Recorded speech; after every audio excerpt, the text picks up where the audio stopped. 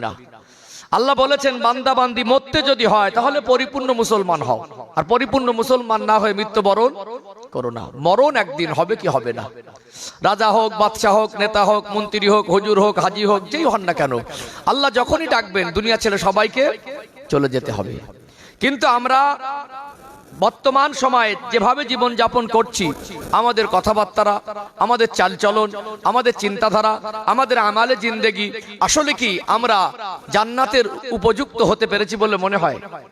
আমাদের ভিতরে খারাপই বেশি, আমরা গোনাহ বেশি করছি নাকি কম করছি? অতএব আল্লাহ পাক বলেছেন পরিপূর্ণ মুসলমান হও, তার মনে হলো জীবনটাকে পবিত্র করে নাও। আমরা কি করি? আত্মীয়র বাড়ি যাবার সময় একটু সাজসজ্জা করি, কুটুম বাড়ি যায়, বেই বাড়ি যায়, একটু ভালো করে সাজা গজা হয় কি হয় না? জামাই যখন শ্বশুর বাড়ি যায় একটু সাজসজ্জা করে। আমরা যখন কোন অনুষ্ঠান, বিয়ে বাড়িতে যাই একটু সাজসজ্জা করে, করে কি করে না? আবার ঈদের নামাজের সময় একটু সাজসজ্জা করে, করে না? অতএব কোথাও যেতে গেলে আমরা সাজসজ্জা করি, নিজেকে ভালো করে সাজাই। মনে রাখবেন আল্লাহ জান্নাতে যেতে গেলে একটু সাজসজ্জার দরকার আছে, আছে না? আপনাদের এই গ্রামে একটা জুমা মসজিদ আছে, আছে না? এই গ্রামের মনে করুন সব থেকে সম্মানী মানুষ, এলাকার মানুষ এক কথায় তাকে সবাই সম্মান করে, এরকম কিছু মানুষ আছে না? থাকে না? ওই লোকটা জুমার দিন মসজিদে যাচ্ছে, একটা পা মসজিদের ভিতরে, একটা পা বাইরে। হঠাৎ পড়ে গেল পরনার বস্ত্রের জামায় একটু পায়খানা লেগে আছে। আমরা কি হয় গোসল করে বাচ্চাদের নিয়ে আদর করি, খেলা করি, ঠিক তেমনি বাচ্চাকে নিয়ে আদর করে ছিল। ছোট বাচ্চাকে হয়তো পায়খানা করে দিয়েছে, বুঝতে পারিনি, মসজিদে ঢুকতে যাবে তখন দেখতে পেয়েছে। যত বড় সম্মানী মানুষ হোক, যত বড় দিনদার হোক, যত বড় পরেশগার হোক, যত বড় শিক্ষিত হোক, যত বড় ধনী পারবে পারবে কারণ এই জন্য যেতে পারবে না, নামাজ পড়তে গেলে পরনার বস্ত্র পাক যদি না হয় নামাজ হবে না। দ্বিতীয়ত মসজিদের পবিত্রতা নষ্ট হবার আশঙ্কা 100%। কেন? জামায় ময়লা লেগে আছে, যখন রুকু সেজদা যাব জোর করে ঢুকেও যদি যায় তাহলে নোংরা জিনিসটা মসজিদে লাগবে। মসজিদে যেতে গেলে যেমন পবিত্র হয়ে যেতে হয়, সামান্য নোংরা জামায় লেগে থাকলে ঢোকা যায় না। আল্লাহ জান্নাতে যেতে গেলেও নিজের চরিত্রকে, আখলাককে, আমালে জিন্দেগিকে ওই রকম পবিত্র করে নিতে হয়। দুনিয়ার মধ্যে সবথেকে উৎকৃষ্ট পবিত্র জায়গা আল্লাহর ঘর মসজিদ। এখানে যেমন পবিত্র হয়ে যেতে হয়, মসজিদ যেমন পবিত্র, আল্লাহ জান্নাত তার থেকে আরো বেশি পবিত্র। অতএব আল্লাহ জান্নাতে যেতে গেলেও একটু পবিত্র হওয়া দরকার আছে না নেই? আছে না? যে জীবন, যে জিন্দেগি, যে আমালে জিন্দেগির উপর আল্লাহ খুশি নয়, ওই মানুষটা যত টাকা থাক, ওই মানুষটা যত বড় ধনী হোক, ওই মানুষটার চেহারা যত সুন্দর হোক, ওই মানুষটার পৃথিবীর মানুষ যদি চিনুক, তাতে কোনো যায় আসে না। মনে রাখবেন যদি ওর আমালে জিন্দেগিতে আল্লাহ খুশি না হয়, ওর জন্য জান্নাতে যাওয়া সহজ হবে? হবে না। আল্লাহ রাসূল সাল্লাল্লাহু আলাইহি সাল্লাম বলছেন আকমালুল ঈমান আহসানুহুম খুলুকা, তোমাদের মধ্যে ওই ব্যক্তি প্রকৃত ঈমানদার যার আখলাক চরিত্র ভালো। আখলাক চরিত্র, একটা মানুষের দু রকম চরিত্র, একটা হলো বাইরের চরিত্র আর একটা হলো ভিতরের চরিত্র। আমরা মানুষের কাছে ভালো সেজে থাকতে পারি, মানুষের কাছে ভালো সেজে ঘুরতে পারি, কিন্তু প্রত্যেকটা মানুষের একটা ভিতরে লুকানো চরিত্র থাকে, যেটা মানুষকে লুকিয়ে রাখা যায়, আল্লাহকে লুকানো যায় না। ভিতর যদি ভালো না হয়, উপরে ভালো সেজে মানুষের কাছে ভালো হওয়া যাবে, আল্লাহর কাছে ভালো হওয়া যাবে না। আমি যখনই আলোচনা করি একটা বিষয়ের উপর আলোচনা করি। আজকে আমি আলোচনা করব, আমার আলোচনার বিষয়বস্তু হলো হিংসা। কি বললাম? হিংসা। দেখবেন আমরা মুসলমান, আমাদের ধর্ম ইসলাম, আর ইসলাম মানে শান্তি, এটা আমরা ছোট থেকে শুনে শুনে মুখস্থ করেছি, কথা ঠিক না বেঠিক? আর এই শান্তি যে ধর্ম ইসলাম, ইসলাম ধর্ম অবলম্বী হয়ে জীবন অতিবাহিত করছে, কিন্তু জীবনে শান্তি নেই কেন? এইটুকু জানার দরকার আছে, আছে না? হিংসা দুনিয়াবি কতটা ক্ষতি করে, আখিরাতের কতটা ক্ষতি করে, এইটুকু একটু ব্যাখ্যা দেবো ইনশাআল্লাহ। হিংসা দুনিয়ায় মানুষের জীবনের সুখ শান্তি ছিনিয়ে নেয়, হিংসা মানুষের আখিরাতকে বরবাদ করে। একটু খুলে খুলে ব্যাখ্যা দেবো, 5টা পয়েন্ট তুলে ধরবো। কটা পয়েন্ট? 5টা পয়েন্ট। একজন যোগ্য বিজ্ঞ ডাক্তারের দুটো কাজ, একজন পেশেন্ট বা রোগী গেলে তার দুটো কাজ। প্রথমত তার রোগটাকে নির্ণয় করতে হয়, কি রোগে আক্রান্ত, তার অসুবিধাটা কোন জায়গায়। দ্বিতীয়ত ওই রোগের অনুযায়ী ঔষধ দিতে হয়, কথা ঠিক না বেঠিক? ভালো ডাক্তারের কাছে গেলে কি দেয়? আগে রোগ দেয়, ধরে কি রোগ হয়েছে, তারপরে ঔষধ দেয়। শুধু সমাজের রোগ বর্ণনা করে গেলে হবে না, সাথে সাথে এই জীবন পরিবর্তনের রাস্তাও খুঁজে নিতে হবে ইনশাআল্লাহ।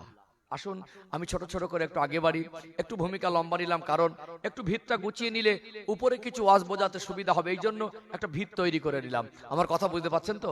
একটু ছোট ছোট করে আগে বাড়ি চলুন।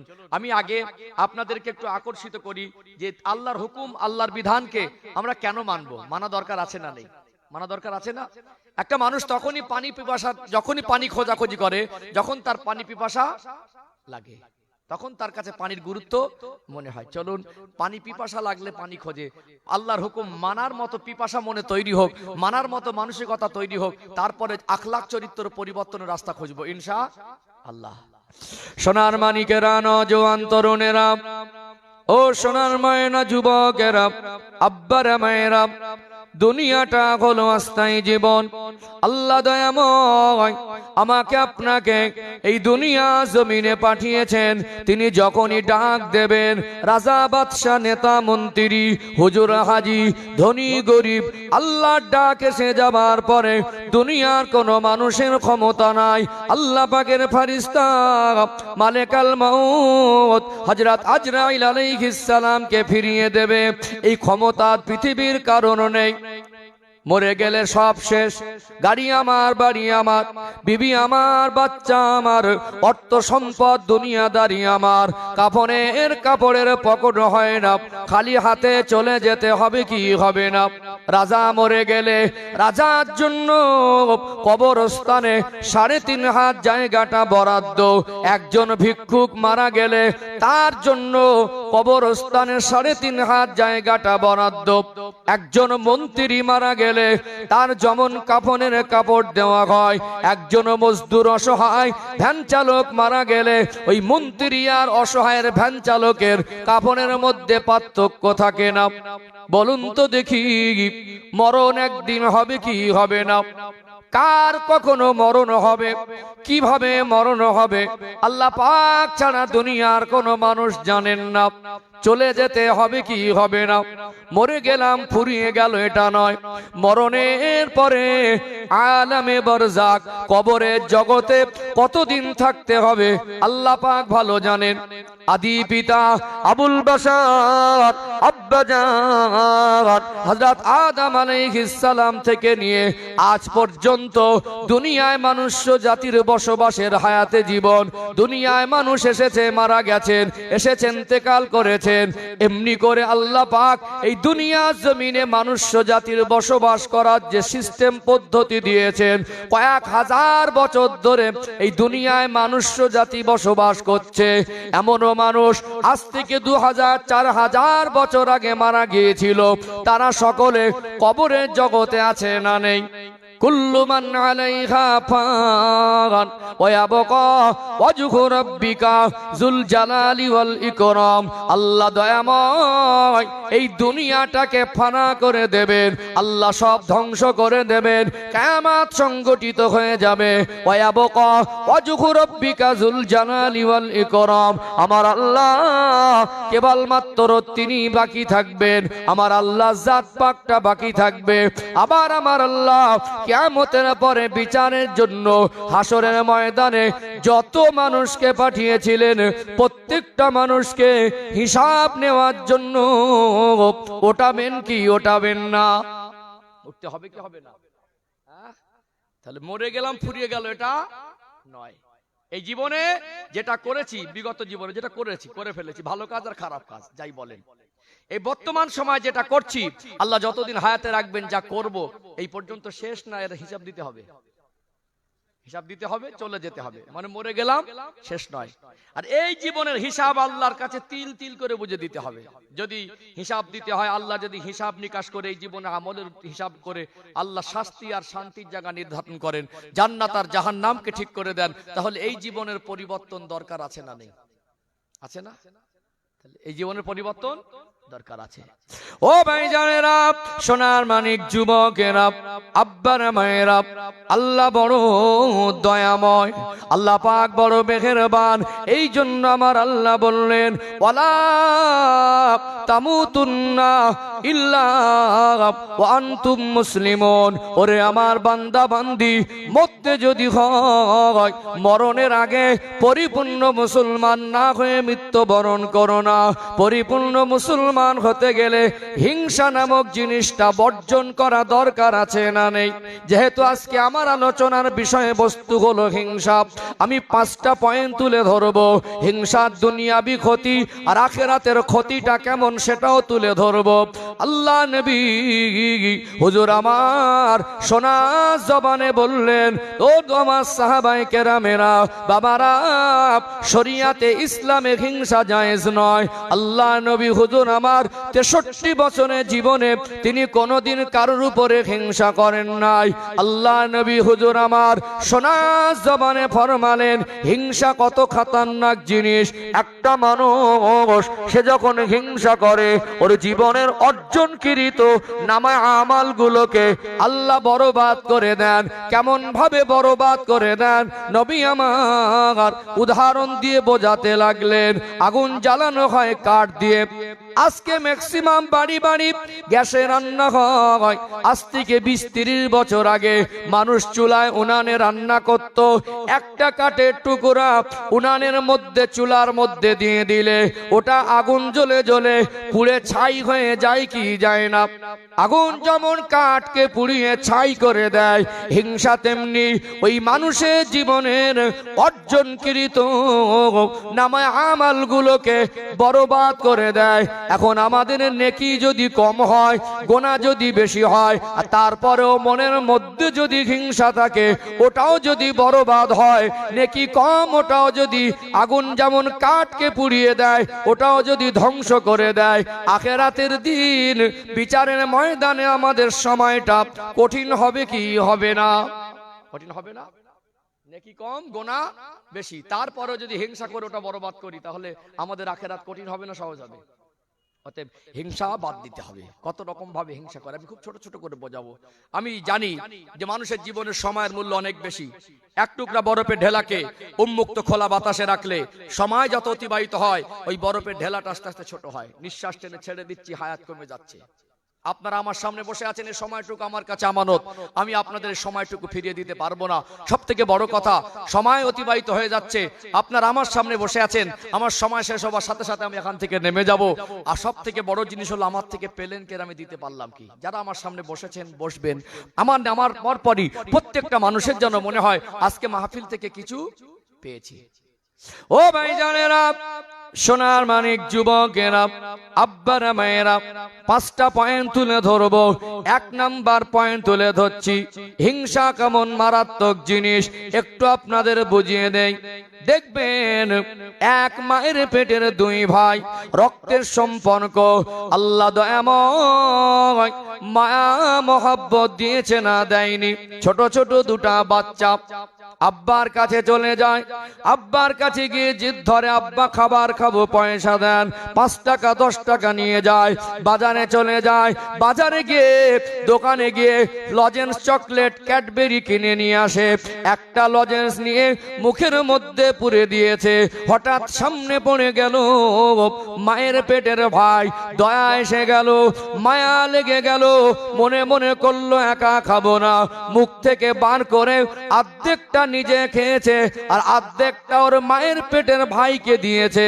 যেমন মায়ের পেটের ভাই মুখের ভিতর থেকে বার করে দিয়েছে, ওটাকে আর একটা ভাই ধরে খুশি মনে খেয়ে নিয়েছে। এরকম কিছু ছোটবেলার স্মৃতি আমাদের জীবনে আছে না নেই? আছে না? একটা লজেন্স কেটে 2 ভাই খেয়েছি। তখন হিংসা বুঝতো না, তখন জীবনটা ছিল হিংসা থেকে পবিত্র। গ্রামের কেউ দিলে হয়তো খেত না, ওটা ভাই দিয়েছে তো একটা মায়া। অন্য দিলে একটা রুচির ব্যাপার থাকে, বাচ্চা মানুষ হলো রুচি আছে, খাবো না, ভাই বলে ওটা খেয়ে নিয়েছে। কি মায়ার, কি মহব্বতের একটা নিশানা যে আল্লাহ পাক এত মায়া মহব্বত দিলেন, মুখের থেকে বার করা জিনিসটা ভাই ভাই খেত। ওই 2টা ভাই বড় হয়ে গেল, সাংসারিক জীবনে আবদ্ধ হয়ে গেল। সাংসারিক জীবনে আবদ্ধ হয়ে একটা সময় ভাই ভাইয়ের মধ্যে হিংসা ঢুকে গেল। হিংসা তো খতরনাক জিনিস, হিংসা তো মারাত্মক জিনিস। 2 ভাইয়ের মধ্যে হিংসা ঢুকে যাওয়ার কারণে সংসারে অশান্তি, সংসারে মারামারি, সংসারে ঝগড়া। একটা পর্যায়ে সংসার থেকে আলাদা হয়ে শান্ত হয়নি। ঘরের বারান্দার মধ্যে পার্টিশন হয়েছে না হয়নি? ঘরের বারান্দার মধ্যে পার্টিশন। আচ্ছা, পার্টিশনটা কি ইটের পার্টিশন? বাঁশের পার্টিশন, টিনের পার্টিশন না, ভালো করে লক্ষ্য করে দেখবেন ওটা হিংসার পার্টিশন। কিসের পার্টিশন? বাইরের রূপ আমাদের চকচকে আর ঝকঝকে, আমরা বলছি উন্নতি হয়েছে। ছেলে দুটো যখন শ্বশুর বাড়ি যায় না, ভালো করে সাজসজ্জা করে, শ্বশুর বাড়ি গিয়ে শাশুড়িকে বলছে আম্মাজি ভালো আছেন, কথা শুনে মনে হবে ফারিস্তা, ওটার বাইরের রূপ। কুটুম বাড়ি গিয়ে এমন ভদ্র নম্র হয়ে থাকে, বাইরের রূপ, ওর ভিতরের রূপ এত ভয়ঙ্কর, জায়গা ভাগ করতে গিয়ে 7টা কোণা করেছে। বাপ মরে গেছে, মা মরে গেছে, জায়গা তো ভাগাভাগি করতে হবে। একটা নারকেলের চারা পড়েছে, ওটা আমি লাগিয়েছিলাম, আমিনকে বলছে এটা ঘোরাতে হবে। চৌকে স্কয়ার জায়গা হলে ভাই ভাই যদি ভাগ করে 4টে করেই কোণা হবে। কটা করে? মিডিল ভাগ হলে 4টে কোণা হবে, কিন্তু কোণা করে 6টা 7টা 8টা আছে না নেই? একটু রেসপন্স দেন।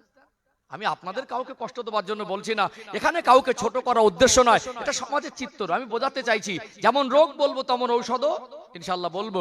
আজকে যেটা আমরা দেখতে পাচ্ছি, আমাদের ভিতরে রূপটা কত ভয়ঙ্কর। আমরা বাবার রেখে যাওয়া সম্পদ সোজাসুজি ভাগ না করে মাঝে মাঝে 6টা 7টা কোণা করি, ওটা কিসের ফল? হিংসার ফল তো নাকি?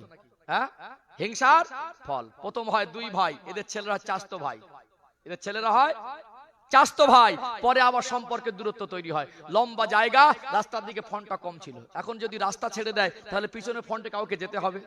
মিডিল থেকে যদি রাস্তা ছেড়ে দেয় তাহলে 3 ফুট করে 6 ফুট ছেড়ে দিলে নাতিপুতি আলাওলাদের কারো কষ্ট হবার কথা নয়। 3 ফুটের মাথায় পাঁচিল তুলে দিয়েছে, হয়েছে না হয়নি? দুদিক থেকে 3 ফুট করে ছেড়ে দিলে রাস্তা বেড়ে যেত না, মাথা মাথা ওই 3 ফুটের মাথায় পাঁচিল তুলে দিয়েছে। হিংসা তো খতরনাক জিনিস। ঘরের বারান্দায় পাঁচিল তুলে দেয়, একটা সোজা জায়গাকে বেঁকিয়ে দেয়, একটা রাস্তাকে বন্ধ করে শর্ট করে দেয়, মানুষের যাতায়াতের সুবিধা বন্ধ করে দেয়। হিংসার ফল এত খতরনাক জিনিস। হিংসার কারণে মানুষ অশান্তির মধ্যে ডুবে যায়, মানুষের সুযোগ সুবিধা নষ্ট হয়, দুনিয়াবি সুখ আর শান্তি দুটোকেই হিংসা ছিনিয়ে নেয়। তাহলে হিংসা ত্যাগ করা দরকার আছে না নেই? দুনিয়ারও ক্ষতি আর আখেরাতেরও ক্ষতি। 1 নাম্বার পয়েন্ট যদি বুঝতে পারেন তো 2য় নাম্বারে যাব। আমি একদম মেপে কথা বলা মানুষ, যতক্ষণ থাকবো কোনো অনর্থক ফালতু কথা শব্দ আমার ভিতরে পাবেন না। যতক্ষণ থাকবো হক আদায় করার চেষ্টা করব। বিশ্বাস করুন, এখন আমি মনে মনে অনুতপ্ত হই, ভাবি যে মনে করেন যে হুজুররা আসেন গাড়ি করে, হুজুররা আসেন ভালো মন্দ নাস্তা দেই, ভালো মন্দ খাবার দেই, হুজুররা উঠে বড় বড় লেকচার দিয়ে চলে যায়। এতটা সহজ নয়। যখন আপনার এখানে আমাদেরকে বসিয়েছেন, হুজুর হিসেবে আমাদের সম্মান করে, আমাদেরও কড়াই গন্ডা হিসাব হবে। একটা গরিব মানুষ, তার কাছে বললে জলসা হবে, চাঁদা দিত, 50 টাকা দিল। ওই 50 টাকাটা এত কষ্টের টাকা, কোনোদিন ওই টাকা দিয়ে ফল খাওয়ার চিন্তা ওর মাথায় আসেনি, কিন্তু ওই টাকাটা দিয়ে হুজুরদের ফলের নাস্তা দেয়। কিন্তু আছে না নেই? আছে না? আছে না নেই? কত কষ্টের মেহনতের টাকা গুছিয়ে আমাদের হাতে তুলে দিলেন। আমরা যদি মনে করি, আমি যদি মনে করি আপনাদের মন জয় করব, লম্বা একটা ঘটনা বলে দেবো, কোন দিক থেকে 2 ঘন্টা যাবে বুঝতে পারবেন না। মন জয় করা আলাদা, মানুষের হক আদায় করা আলাদা। এমন কিছু কথা বলে যাব, কাউকে আঘাত দেওয়া উদ্দেশ্য হবে না, কিন্তু আমাদের জীবন পরিবর্তন করার জন্য আমাদের ভিতরে যেন চেতনা বৃদ্ধি হয়, আমরা যেন পরিবর্তন হওয়ার মতো মানুষের কথা তৈরি করতে পারি। এখানে ধোঁকা দেওয়ার জায়গা নয়। কথা কি বুঝতে পাচ্ছেন বাবজিরা? আমার আলোচনায় কষ্ট পাচ্ছেন? 1 নাম্বার পয়েন্ট বুঝতে পেরেছেন? আমি 5টা পয়েন্ট যাবো ধাপে ধাপে ইনশাআল্লাহ আমার সময়ের মধ্যে। তাহলে যদি বুঝতে পারেন 2 নম্বরে যাব। 2 নম্বর যাই, একটু তাকবীর দেন তো দেখি, নারে তাকবীর। আলহামদুলিল্লাহ, অন্তত এই তৃপ্তিটা আছে, তাকবীরের আওয়াজটা মোটামুটি ঠিক আছে আলহামদুলিল্লাহ। আরেকটু আওয়াজ দেন, নারে তাকবীর। সিলসিলায়ে হক মুজাদ্দিদে জামান আহলে সুন্নাত ওয়াল জামাত, নারে তাকবীর। আলোচনা বুঝতে পাচ্ছেন তো? তাহলে 1 নাম্বার গেল। 2য় নাম্বার, ও ভাইজানেরা, সোনার মানিক যুবকেরা, আব্বারা মায়েরা, সেকেন্ড পয়েন্ট তুলে ধরছি, গভীর মনোযোগ দিয়ে শুনুন, উপলব্ধি করার চেষ্টা করুন। আলোচনা করছিলাম, আজকে বিষয়বস্তু হলো হিংসা। 2য় পয়েন্ট তুলে ধরছি। দেখবেন একটা ছেলেকে বাবা মা অনেক কষ্ট করে লালন পালন করে, বিবাহের পর্যাপ্ত বয়স হলে বাবা মা সন্তানকে বিবাহ বন্ধনে আবদ্ধ করায়। বড় ছেলেকে বিবাহ দিলেন, ঘরে একটা বৌমা আসলো, শাশুড়ি অসুস্থ থাকার কারণে সংসারের যাবতীয় কাজ ওই বড় বৌমাটা একা সামলাতো। আর কয়েকটা বছর পার হওয়ার পরে আর একটা ছেলে ছিল, ওই ছেলেটাকে বিবাহ দিল। আগে ছিল একটা বৌমা, এখন হলো দুটা বৌমা। সংসারে যে কাজ ছিল বড় বৌমা সব একা সামলাতো, দুটা বৌমা যদি এখন হয় কাজের পরিমাণ তো কমে যাওয়াটাই স্বাভাবিক। কাজের পরিমাণটা তো কমে যাবে, কম বেশি যদিও করে কাজের পরিমাণ বাড়বে না। কিন্তু দেখবেন দুই জায়ের মধ্যে হিংসা ঢুকে যায়। হিংসা ঢুকে যাওয়ার কারণে এই কাজ নিয়ে ঝামেলা, হিংসা ঢুকে যাওয়ার কারণে সংসারে অশান্তি, ভাইয়ে ভাইয়ে মারামারি। যে পরিবারের এত সম্মান ছিল, গ্রাম এলাকার মানুষ জানতো ওই পরিবারটা শান্ত পরিবার, ওই পরিবারের মানুষরা শিক্ষিত। কিন্তু দু জায়গা থেকে দুটো মেয়েকে বৌমা করে আনার পরে ওই শান্ত পরিবারটা অশান্ত হয়ে ওঠে কি ওঠে না? বাবা মা বাধ্য হয়ে ওই দুটা ছেলেকে আলাদা করে দেয় কি দেয় না? দেয় কি দেয় না? দুই সতীনের নাকি হিংসা থাকে, ওটা হয়, আর একটা থাকে। এখন যে দুই জায়ের মধ্যে হিংসা, ওই দুই সতীনের হিংসাকে হার মানিয়ে দেবে। কথা ঠিক না বেঠিক? হ্যাঁ, মারাত্মক জিনিস। আমাদের ঘরে কিছু কিছু বৌমারা আছে, কেউটে সাপের থেকে বিষ বেশি, মারাত্মক ব্যাপার। আমাদের আবার বাইরের রূপ ভালো, বৌমাদের বাইরের রূপ, ভিতরের রূপটা ভয়ঙ্কর, বাইরে ভালো। বাইরে হলে মনে হবে ভীষণ ব্যাপার। এখন দেখবেন পরিবেশ তৈরি হয়ে গেছে, এখন সব ফ্যাশন, এখন আপডেট। স্বামী এনে দিলে পছন্দ হয় না। ঈদের সময় বলছে সবাই কেনাকাটা করছে, তোমার পছন্দ আমার পছন্দ হয় না। কেমন কেমন জিনিস আনো, কেমন কালার, কেমন কোয়ালিটি, তুমি কিছুই বোঝো না। টাকা দাও তো আমি কি কিনে আনি। ভালো সাজ সজ্জা করে দোকানে ভিড় থাকাটা স্বাভাবিক। ঈদের সময় সবাই কেনাকাটা করে। আমাদের বৌমারা গিয়ে দোকানদারের সঙ্গে এমন স্টাইল মেরে কথা বলছে, দেখে মনে হবে খুব শিক্ষিতা, দেখে মনে হবে খুব নম্র ভদ্র, দেখে মনে হবে জ্ঞানের ভান্ডার। কিন্তু ওর বাইরের চরিত্র, বাইরে কথা বলে খুব নম্র ভদ্র। ওই মেয়েটা শ্বশুর বাড়ি বিবাহ হওয়ার পরে, আসার পরে ও শ্বশুর বাড়ির শান্ত পরিবেশটাকে অশান্ত হওয়ার মূলে ওই মেয়েটাই। তাহলে বাইরের রূপ আমাদের একরকম, ভিতরের রূপ আর একরকম। হিংসা তো খতরনাক জিনিস, হিংসা তো মারাত্মক জিনিস। একটা সোনার সংসারকে সহজেই দুটো তিনটো টুকরা করে দেয়। এটা হিংসার একটা পাওয়ার। এই হিংসা থেকে জীবন পরিবর্তন না করলে, হিংসা থেকে জীবন পবিত্র না করলে, হিংসা মুক্ত জীবন তৈরি করতে না পারলে আমাদের জীবনের শান্তিটা উঠে যায়।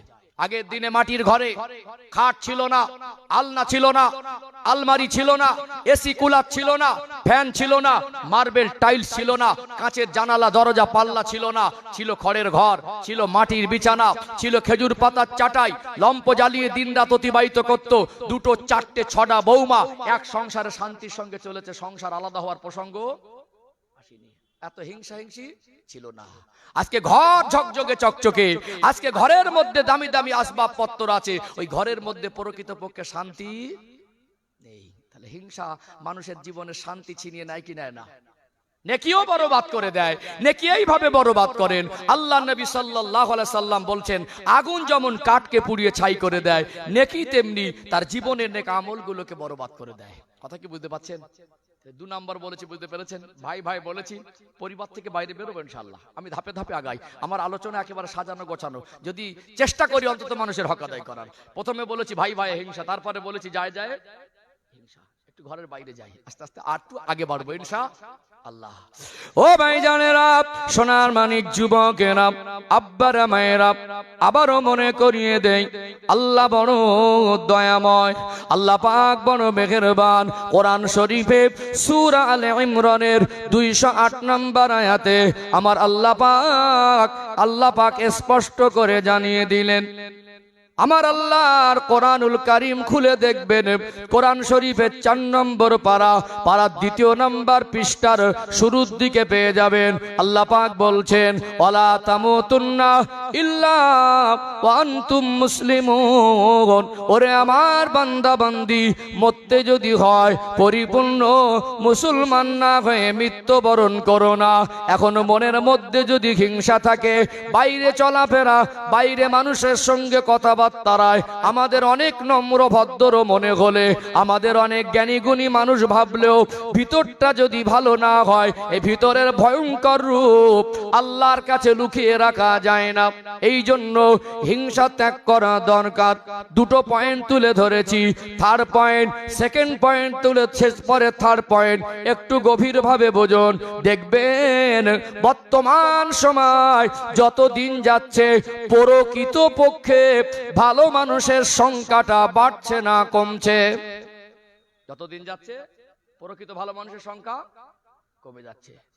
কথাগুলো মিলিয়ে নেবেন, বাস্তবের সঙ্গে অঙ্কে অঙ্কে মিল পাবেন।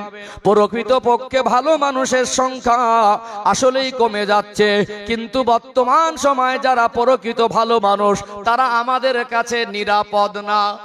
মানুষের রূপ কত ভয়ঙ্কর হতে পারে একটু খুলে খুলে ব্যাখ্যা দেব। 3 নাম্বার পয়েন্টে 3টে ব্যাখ্যা দেব। দেখবেন আজকে দুনিয়ায় যদি আপনার গ্রামে একটা মানুষের আচার আচরণ ভালো হয়, তার চালচলন ভালো হয়, তার আমালে জিন্দেগি ভালো হয়, ওই লোকটা যদি দিনদার পরেজগার হয়, চায়ের দোকানে বাজারে ঘাটে দেখবেন কিছু মানুষ আছে এরা ভালো মানুষের সমালোচনা করে। এরকম মানুষ আছে না নেই? ভালো মানুষটার পিছনেই পড়ে যায়। সমালোচনা কার করে? দেখে দেখে ভালো মানুষগুলো, দেখে দেখে ভালো মানুষগুলোর। আমি ক্লিয়ার ব্যাখ্যা দেবো, আর একটু পরিষ্কার হয়ে যাবে ইনশাআল্লাহ। দেখবেন আজকে আমাদের সমাজে ভালো মানুষরা, আজকে সমাজে তার চারানা মূল্য নেই।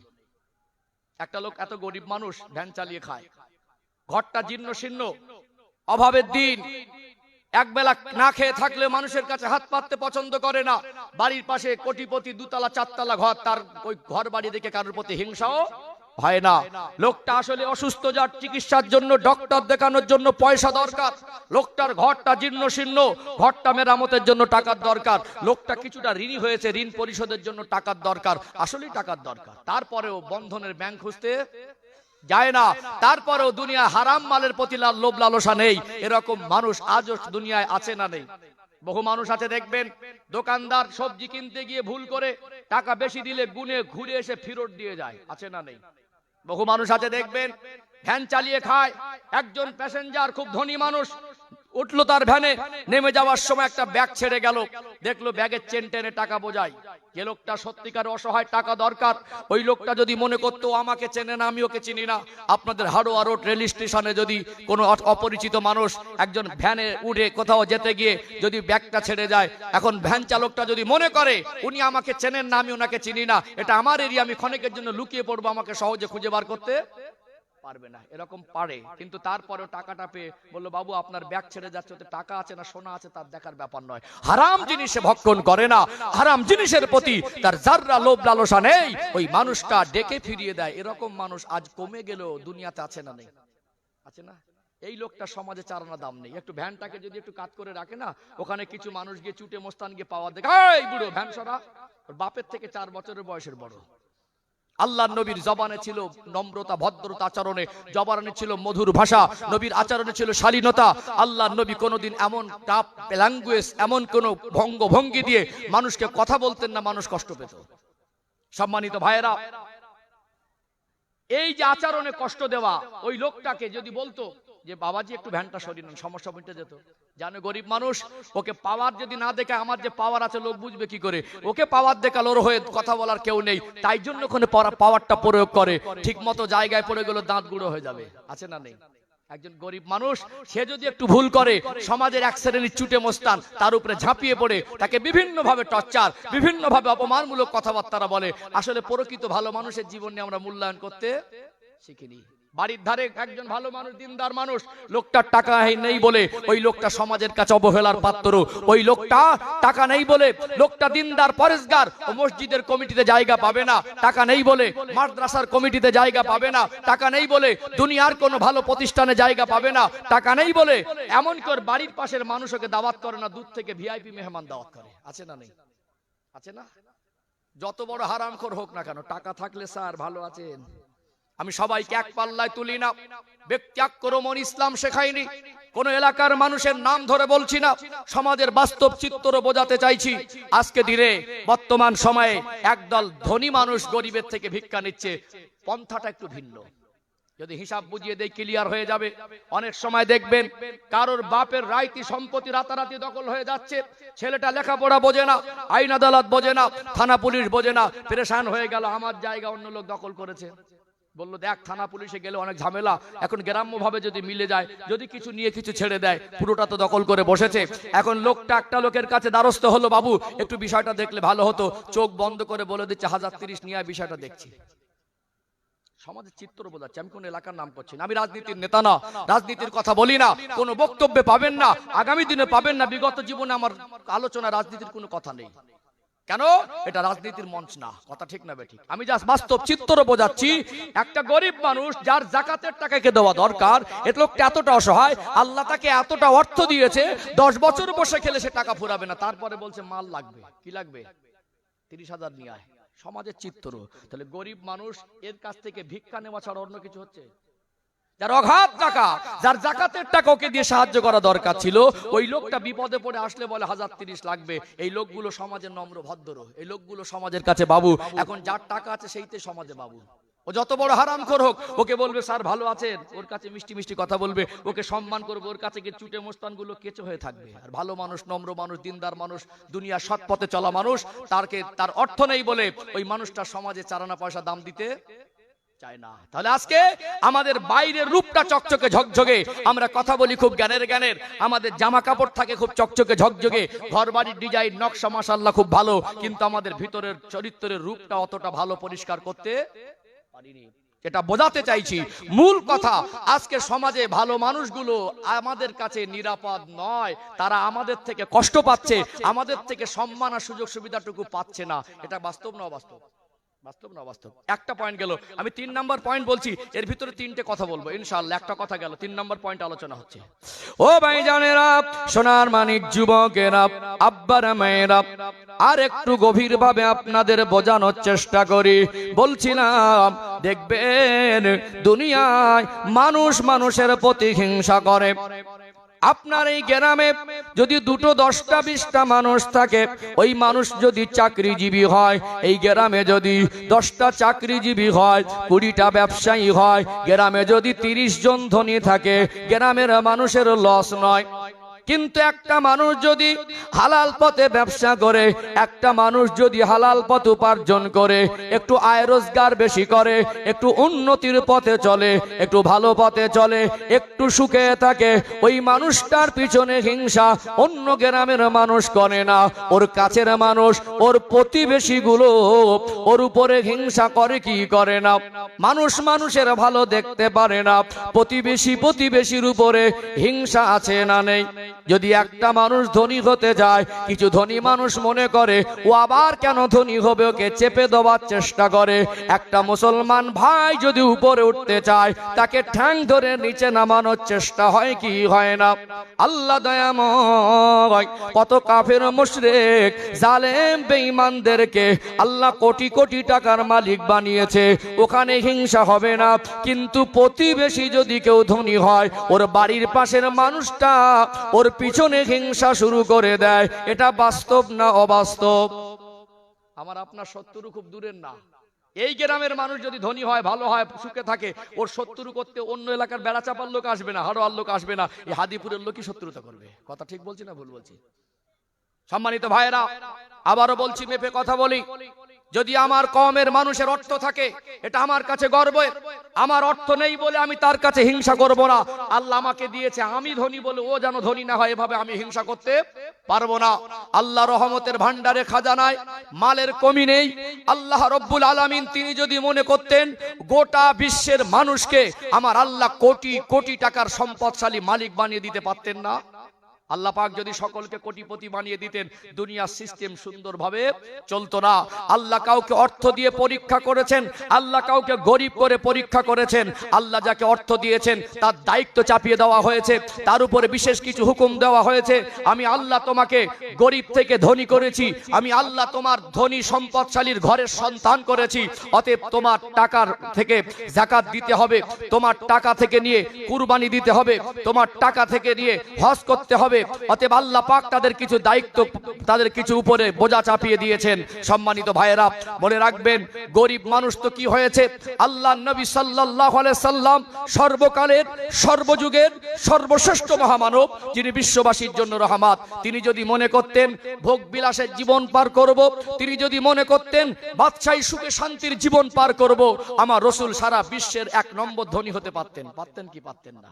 কিন্তু নবী নিজের থেকে, মন থেকে, নিজের সিদ্ধান্তে গরিবী জীবনটাই তিনি বেছে নিয়েছিলেন। জোরে বলুন সুবহানাল্লাহ। গরিবী জীবন বেছে নিয়েছিলেন। আম্মা জান হযরতে আয়েশা সিদ্দিকা রাদিয়াল্লাহু আনহার ঘরে আসতেন। আম্মা জানকে বলতেন, আয়েশা, এমনও অভাবের দিন যায়, 1 দিন 2 দিন 3 দিন রান্না করার মতো কিছু থাকে না।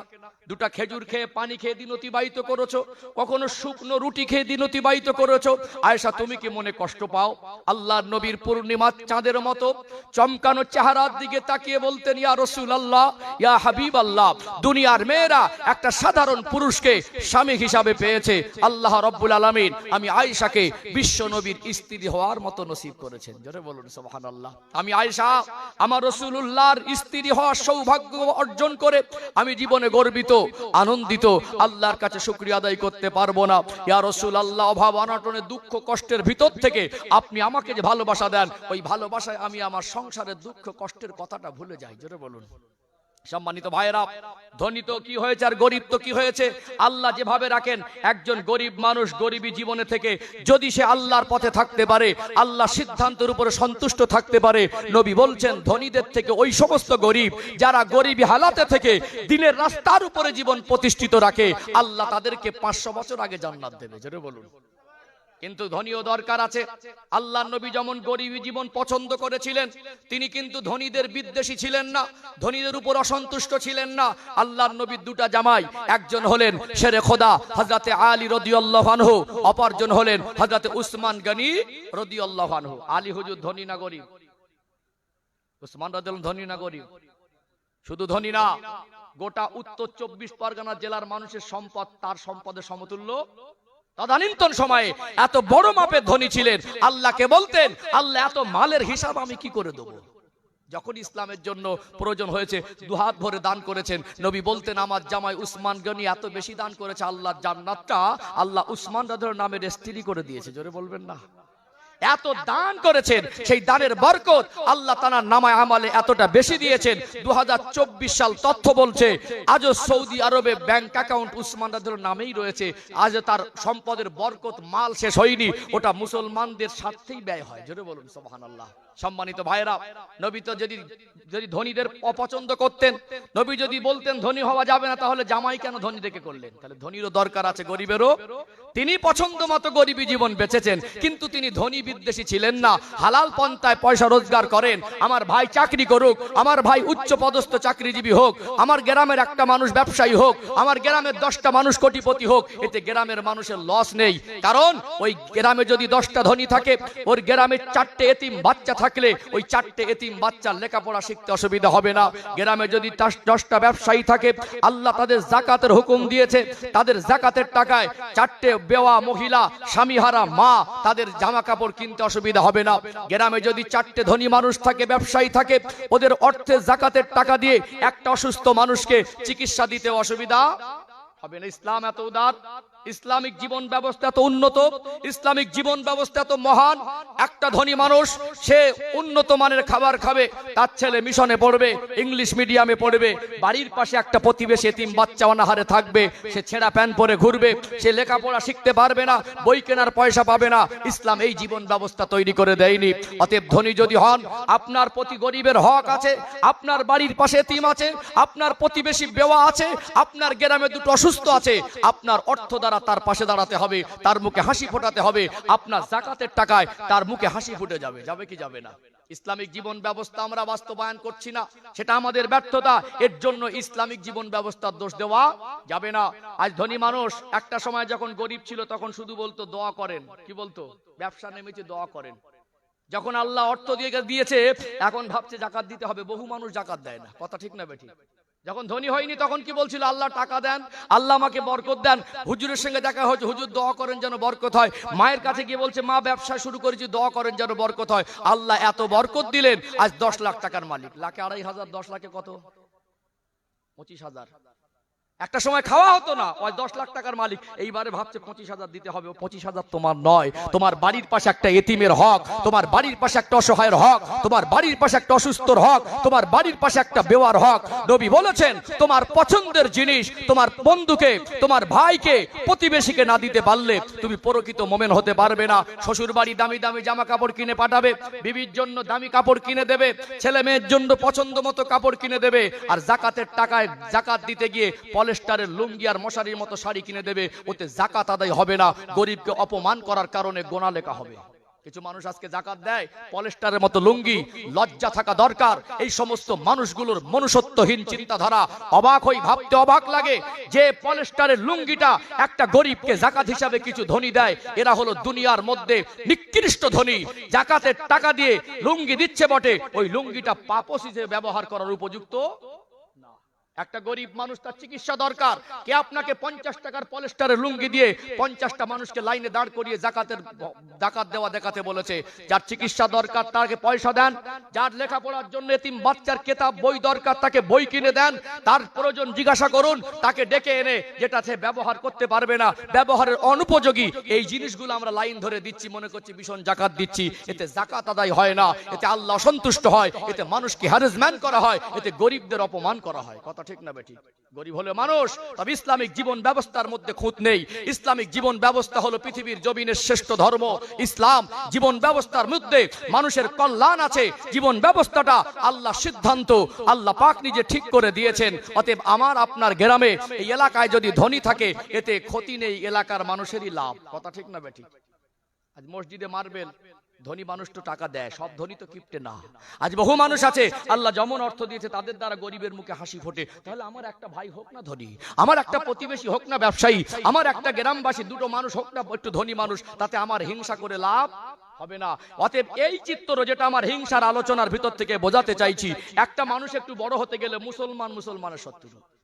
ধনী উপর থেকে চাপ দেয় আর গরিব নিচ থেকে টান দেয়। এই আমি একা হব গ্রামের দাদা, আমার সব থেকে পয়সা বেশি, তুই উঠবি কেন রে? চতুর্দিক থেকে ওর পিছনে কাটি মারে। আছে না নেই? আছে না? অতএব এই প্রতিবেশীর উপরে হিংসা করা যাবে না। একটা বর্তমান চলমান পরিস্থিতিতে, বর্তমান সময়ে মনে হারামের বিষয়টা একটু বেশি, কিন্তু হালাল অর্থ উপার্জন করে সন্তুষ্ট থাকা সংখ্যায় মানুষ কমে গেছে। তারাও আমাদের কাছে নিরাপদ না। গরিব বলে আজকে আমাদের কাছে সমাজে ম্যাক্সিমাম সর্বস্তরে তারা অবহেলা হচ্ছে। কথা ঠিক না বেটি? অবহেলিত না তারা? তাহলে এই দুটো পয়েন্ট। আর একটা পয়েন্ট বলবো, ডেঞ্জার পয়েন্ট। অসুবিধা হচ্ছে নাকি আলোচনায়? রাগ করছেন? আমি এখন রোগ বর্ণনা করছি, ইনশাআল্লাহ ঔষধও বলে দেবো ইনশাআল্লাহ। জ্ঞানী গুণী শিক্ষিত মানুষ আছেন, কেন এখানে বসেছি, আমার দায়িত্ব হলো আপনাদের হক আদায় করা। আলোচনা বুঝতে পারছেন তো? আমি আর দুটো বলবো ইনশাআল্লাহ। একটু মেডিসিন, ঔষধ হিসাবে কিছু নিদর্শন, কিছু আল্লাহ পাকের দেওয়া নিয়ামত, কিছু আপনাদের কাছে এই রকম দৃষ্টান্ত তুলে ধরবো, যাতে আমাদের মনটা নরম হয়ে আমরা যেন ইসলামের সঠিক পথে চলনেওয়ালা হতে পারি। সে তৌফিক আল্লাহ পাক আমাদের দান করেন। বলেন আল্লাহুম্মা আমিন, বলেন আল্লাহুম্মা আমিন। তাহলে 3 নাম্বার পয়েন্টে দুটো কথা বলেছি। 3 নাম্বার পয়েন্টে প্রতিবেশীর উপরে প্রতিবেশী হিংসা করে, আর প্রকৃত ভালো মানুষের প্রতি মানুষের ভক্তি নেই, এটাও একরকম হিংসা। মানুষের দাম দিতে চায় না। প্রকৃত ভালো মানুষ গরিব বলে সমাজে তার সম্মান নেই, এদেরকে সম্মানের জায়গায় কোন রকম স্থান দেওয়া হয় না। অতএব এদেরকে কোণঠাসা করে রাখা হয়েছে। এদের ভালো এক শ্রেণীর মানুষ চায় না। অতএব এদের প্রতি এক ধরনের মানুষের একটা কুচিন্তা, একটা হিংসত্ব মনোভাব আছে। আছে না নেই? আছে না? তাহলে আর একটা পয়েন্ট ইনশাআল্লাহ, একটু ডেঞ্জার পয়েন্ট বললে অসুবিধা আছে নাকি? একটু রেসপন্স দেন। আমি তো কথা ভেবে বলছি, আপনাদের কাউকে বা গ্রামের কাউকে তো বলছি না, একটু সমাজের চিত্র একটু বলবো, অসুবিধা আছে নাকি? মাশাআল্লাহ, ভালো লাগছে। একটু তাকবীর দেন তো, না আর তাকবীর। প্রতিনিয়ত আমি দেখি, অনেক কিছু শিখি, অনেক কিছু উপলব্ধি করি। আজকে দেখছি মনে মুরব্বী সংখ্যাটা একটু বেশি। কিছু কিছু মাহফিলে গিয়ে দেখি মুরব্বী খুঁজে পাইনি। খুব দূরবীন দিয়ে দেখার মতো চোখ দিয়ে মাথা ঘুরে ঘুরে একটা দুটো পাওয়া যায়। যুবকরা বেশি। এই এলাকার যুবকদের কি হয়েছে? মনে হয় একটু মেলা বাজার বেশি বসেছে নাকি? হ্যাঁ, রাস্তায় আছে, আমি ঠিক বুঝতে পারছি না বিষয়টা। প্রথম থেকে এসে দেখি আলহামদুলিল্লাহ আমার মুরব্বী বাবাজিরা বসে আছে, কিন্তু তুলনামূলক ভাবে যুবকরা যেভাবে আসার কথা সেইভাবে আজকে আমি যুবকদেরকে দেখতে পাচ্ছি না। আল্লাহ আমাদের যুব সমাজকে, আমাদের ভাইদেরকে দিনের জন্য কবুল করেন, বলেন আল্লাহুমা, বলেন আল্লাহুমা আমিন। যাই হোক, এই আলামত ভালো না, আলামত ভালো না। যুবকরা ইসলামের সম্পদ, আগিয়ে আসতে হবে, হাল ধরতে হবে, সর্বস্তরে সর্ব জায়গায় ভালো কাজে যুবকদের দেখা যাবে, তাহলে সমাজকে নিয়ে আগে বাড়া যাবে। কথা ঠিক না বেঠিক? মুরব্বীরা এলা হলো আমাদের মাথার ছায়া। মুরব্বীরা বকলেও দোয়া মনে হয়, মুরব্বীরা দুটো কথা বললেও তার মধ্যে ভালো থাকে, থাকে কি থাকে না? এখন ম্যাক্সিমাম যুব কমিটি, আগে মুরব্বীরা করতো, বাবা তোমরা করো, ওরা বসে বসে দেখে আনন্দ করে, ছেলেরা করছে। একদিন এই যুবকরা মুরব্বী হবে, আবার তাদের ছেলেরা হাল ধরবে। দরকার আছে না নেই? আছে না?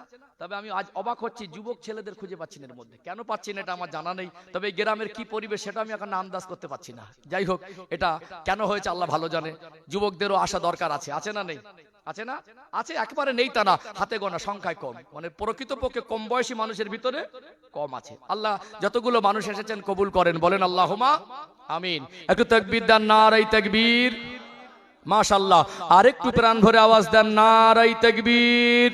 সিলসিলায়ে হক মুজাদ্দিদে জামান আহলে সুন্নাত ওয়াল জামাত, নারায়ে তাকবীর। ও ভাইজানেরা, সোনার মানিক যুবকেরা, আব্বার মায়েরা, আবারও মনে করিয়ে দেয়, মরণ একদিন হবে কি হবে না। চলেই যদি যেতে হয়, মরণ যদি একদিন হয়, এই জীবনের হিসাব যদি আল্লাহ পাকের দরবারে বুঝে দিতে হয়, এই জীবনের হিসাবের উপরে যদি আল্লাহ দয়াময় জান্নাত আর জাহান্নাম নির্ভর করেন, এই জীবন পরিবর্তন করা দরকার আছে না নেই? হিংসার কথা আলোচনা করছি আজকে, আমার আলোচনার বিষয়বস্তু হিংসা। প্রথমে বলেছি ভাই ভাই হিংসা, দ্বিতীয় বলেছি যায় যায় হিংসা, তৃতীয় পয়েন্টে বলেছি একদল মানুষ তারা গরিবদেরকে সমাজে অবহেলিত করে রেখেছে, গরিবদের প্রতি হিংসা। আর একটা পয়েন্ট তৃতীয় নাম্বারে বলেছি, দেখবেন প্রতিবেশীর উপরে হিংসা আছে না নেই। আর একটু গভীরভাবে বুঝবেন, দেখবেন সমাজে কিছু ডেঞ্জার মুসল্লি আছে, কিছু ডেঞ্জার মুসল্লি, এদের রূপটা বড় ভয়ঙ্কর, এদের রূপটা খুব মারাত্মক। এরা ইমামের সামনে ভালো সাজে, ইমামের সামনে ইমামের প্রশংসা করে, আর পিছন থেকে ইমামের বিরুদ্ধে বদনাম করে। এরকম কিছু ডেঞ্জার মুসল্লি সমাজে আছে না নেই? আছে না? ও ভাইজানেরা, সোনার মানিক যুবকেরা, আব্বা না মায়েরা, মনে করবেন না এই গ্রামের কথা বলছি, আমি বাস্তবতা তুলে ধরে বোঝাতে পছন্দ করি, এটা হলো আমার একটা অভ্যাস। বলুন তো দেখি, আমি রবিউল ইসলাম, আপনারা আমাকে এখানে বসিয়েছেন, বলুন তো দেখি একজন আলেমের সম্মান আছে না নেই? আছে না নেই? দুনিয়ার কোন আলেম এই শরীয়তের বাইরের কোনো কথা মন গড়া বলতে পারবে না। এখানে আমাকে বসিয়েছেন, আমি যদি শরীয়তের একটা হারাম বস্তুকে হালাল বলে প্রচার করি, কাল 10টার আগে গোটা পশ্চিম বাংলার আলেমরা আমার বিরুদ্ধে যাবে কি যাবে না? এখান থেকে শরীয়তের বাইরের কথা বলার পারমিশন নেই, শরীয়তের বাইরের কোনো কথা বলা যায় না। অতএব দুনিয়ার কোনো আলেম গায়ের জোরে বলার ক্ষমতা ছিল না, আলেমরা নবীর ওয়ারিস, এটা আলেমদের কথা নয়, বরং নবী আমার শোনা জবানে ফরমালেন, নবী আমার শোনা জবানে বললেন, আল উলামা ওয়ারাসাতুল আম্বিয়া, আলেমরা হলো আমি রাসূলুল্লাহর ওয়ারিস। জোরে বলুন সুবহানাল্লাহ। তবে মনে রাখবেন, প্রত্যেকটা স্তরে সবাই কিন্তু ভালো না, ভালো আর খারাপ মিলে আছে না নেই? নেতাদের মধ্যে ভালো খারাপ, হুজুরদের মধ্যে ভালো খারাপ, হাজিদের মধ্যে ভালো খারাপ, ডক্টর মাস্টারদের মধ্যে ভালো খারাপ, প্রত্যেক স্তরে সব মানুষ ভালো নয়, কিছু খারাপ মানুষ আছে না নেই? আমি আপনাকে বলবো, কোন আলেমের আখলাক চরিত্র চালচলন আমালে জিন্দেগি যদি আলেমের মতো না হয়, ওর থেকে মুখটা ফিরিয়ে নেন। আমি রবিউল ইসলামের কথা, আমার বয়ান বক্তব্য, আমার চালচলন, আমার আদর্শ, আমার রীতিনীতি যদি আলেমের মতো না হয়, আমার থেকে মুখটা ফিরিয়ে নেন। তবে প্রকৃত পক্ষে আজও হাক্কানি আলেম সংখ্যায় কম হলেও দুনিয়া আছে না নেই? আছে না নেই? আছে না? গাছে যখন আম হয় সবটাই কি ফ্রেশ হয় না? 2-4টে বেকা পোকা থাকে, 2-4টে বেকা পোকা থাকে। ধানে যখন ধান হয়, ওই ধানের শীষে সব ধান থাকে না, 2-4টে চিটে থাকে। আম গাছে 2টো আম 4টে আম পোকা বলে গোড়া থেকে কেটে দেবেন। ধানের শীষে দু চারটে চিটে থাকে বলে ওই ধানের শীষটাই ফেলে দেবেন না, যেটা চিটে তাকে হাওয়া মেরে উড়িয়ে দেওয়া হয়, যেটা ছাঁট হিসাবে পোকা বেকা বার হয় ওটাকে বিক্রি করার জন্য ভালো খাঁচায় তোলা হয় না, ওকে আলাদা থেকে সাইড করে দেওয়া হয়। বস্তায় আলু পচে গেলে ওকে আর বেশিক্ষণ রাখা হয় না, ও পচে যায়, ওর রসে আর একজন ক্ষতিগ্রস্ত হয়, ওকে চোখের সামনে পড়লে আগে বের করে দেওয়া হয়। তার মানে সব আলুকে ফেলে দেওয়া হয় না। প্রত্যেকটা স্তরে ভালো আর খারাপ মানুষ আছে, যার খারাপই আছে সত্যিকারে, যে তার আমলে জিন্দেগি শরিয়াত মোতাবেক চলতে পারে না, যে লোকটা তার চালচলন আদর্শ আলেমের মতো নয়, তার থেকে মুখটা ফিরিয়ে নেন, এতে আপত্তি নেই। সত্যকে সত্য বলতে হবে, মিথ্যাকে মিথ্যা বলতে হবে, ন্যায়কে ন্যায় বলতে হবে। ইসলাম এটাই শিখিয়েছে, অন্যায়কে অন্যায় বলতে হবে। সে হোক সে নেতা, হোক সে হুজুর, হোক সে হাজি, হোক সে পরেশগার, যেই হোক না কেন, ন্যায় আর অন্যায়, সত্য আর মিথ্যা, এই পার্থক্য ইসলাম করে দিয়েছে না দেয়নি? দিয়েছে না দেয়নি? ও ভাইজানেরা, সোনার মানিক যুবকেরা, আব্বারা মায়েরা, তবে সত্যিকারে যদি ভালো মানুষ হয়, ওই ভালো মানুষটাকে ভালো নজরে দেখা দরকার আছে না নেই? বর্তমান সময়ে আমি যেটা বোঝাতে চাইছি, কিছু কিছু গ্রাম আছে, কিছু কিছু মহল্লা আছে, ওই মহল্লার আন্ডারে মসজিদে যারা মুসল্লি আর কমিটি আছে, এরা এত মারাত্মক ডেঞ্জার। পৃথিবীর সব থেকে ভালো আলেমকে ওই মসজিদের যদি ইমাম বানিয়ে দেওয়া হয়, ওই মসজিদে ইমাম 6 মাস স্থায়ী হয় না। বহু গ্রাম খুঁজলে গোটা 24 পরগনা জেলায়, গোটা পশ্চিম বাংলায় বহু গ্রাম এমন পাবেন, এত ভালো আলেমকে ইমাম করে দেন না কেন, ওদের কাছে ইমাম স্থায়ী হয় না। 6 মাস 1 বছরের মধ্যে পাল্টায়, 3 মাসের মধ্যে পাল্টায়, 7 মাসের মধ্যে পাল্টায়। অতএব একজন হাক্কানি আলেম আমাদের কাছে নিরাপদ নয়। এই চিত্র আমাদের সমাজে দেখা যাচ্ছে কি যায় না? যাচ্ছে কি যায় না?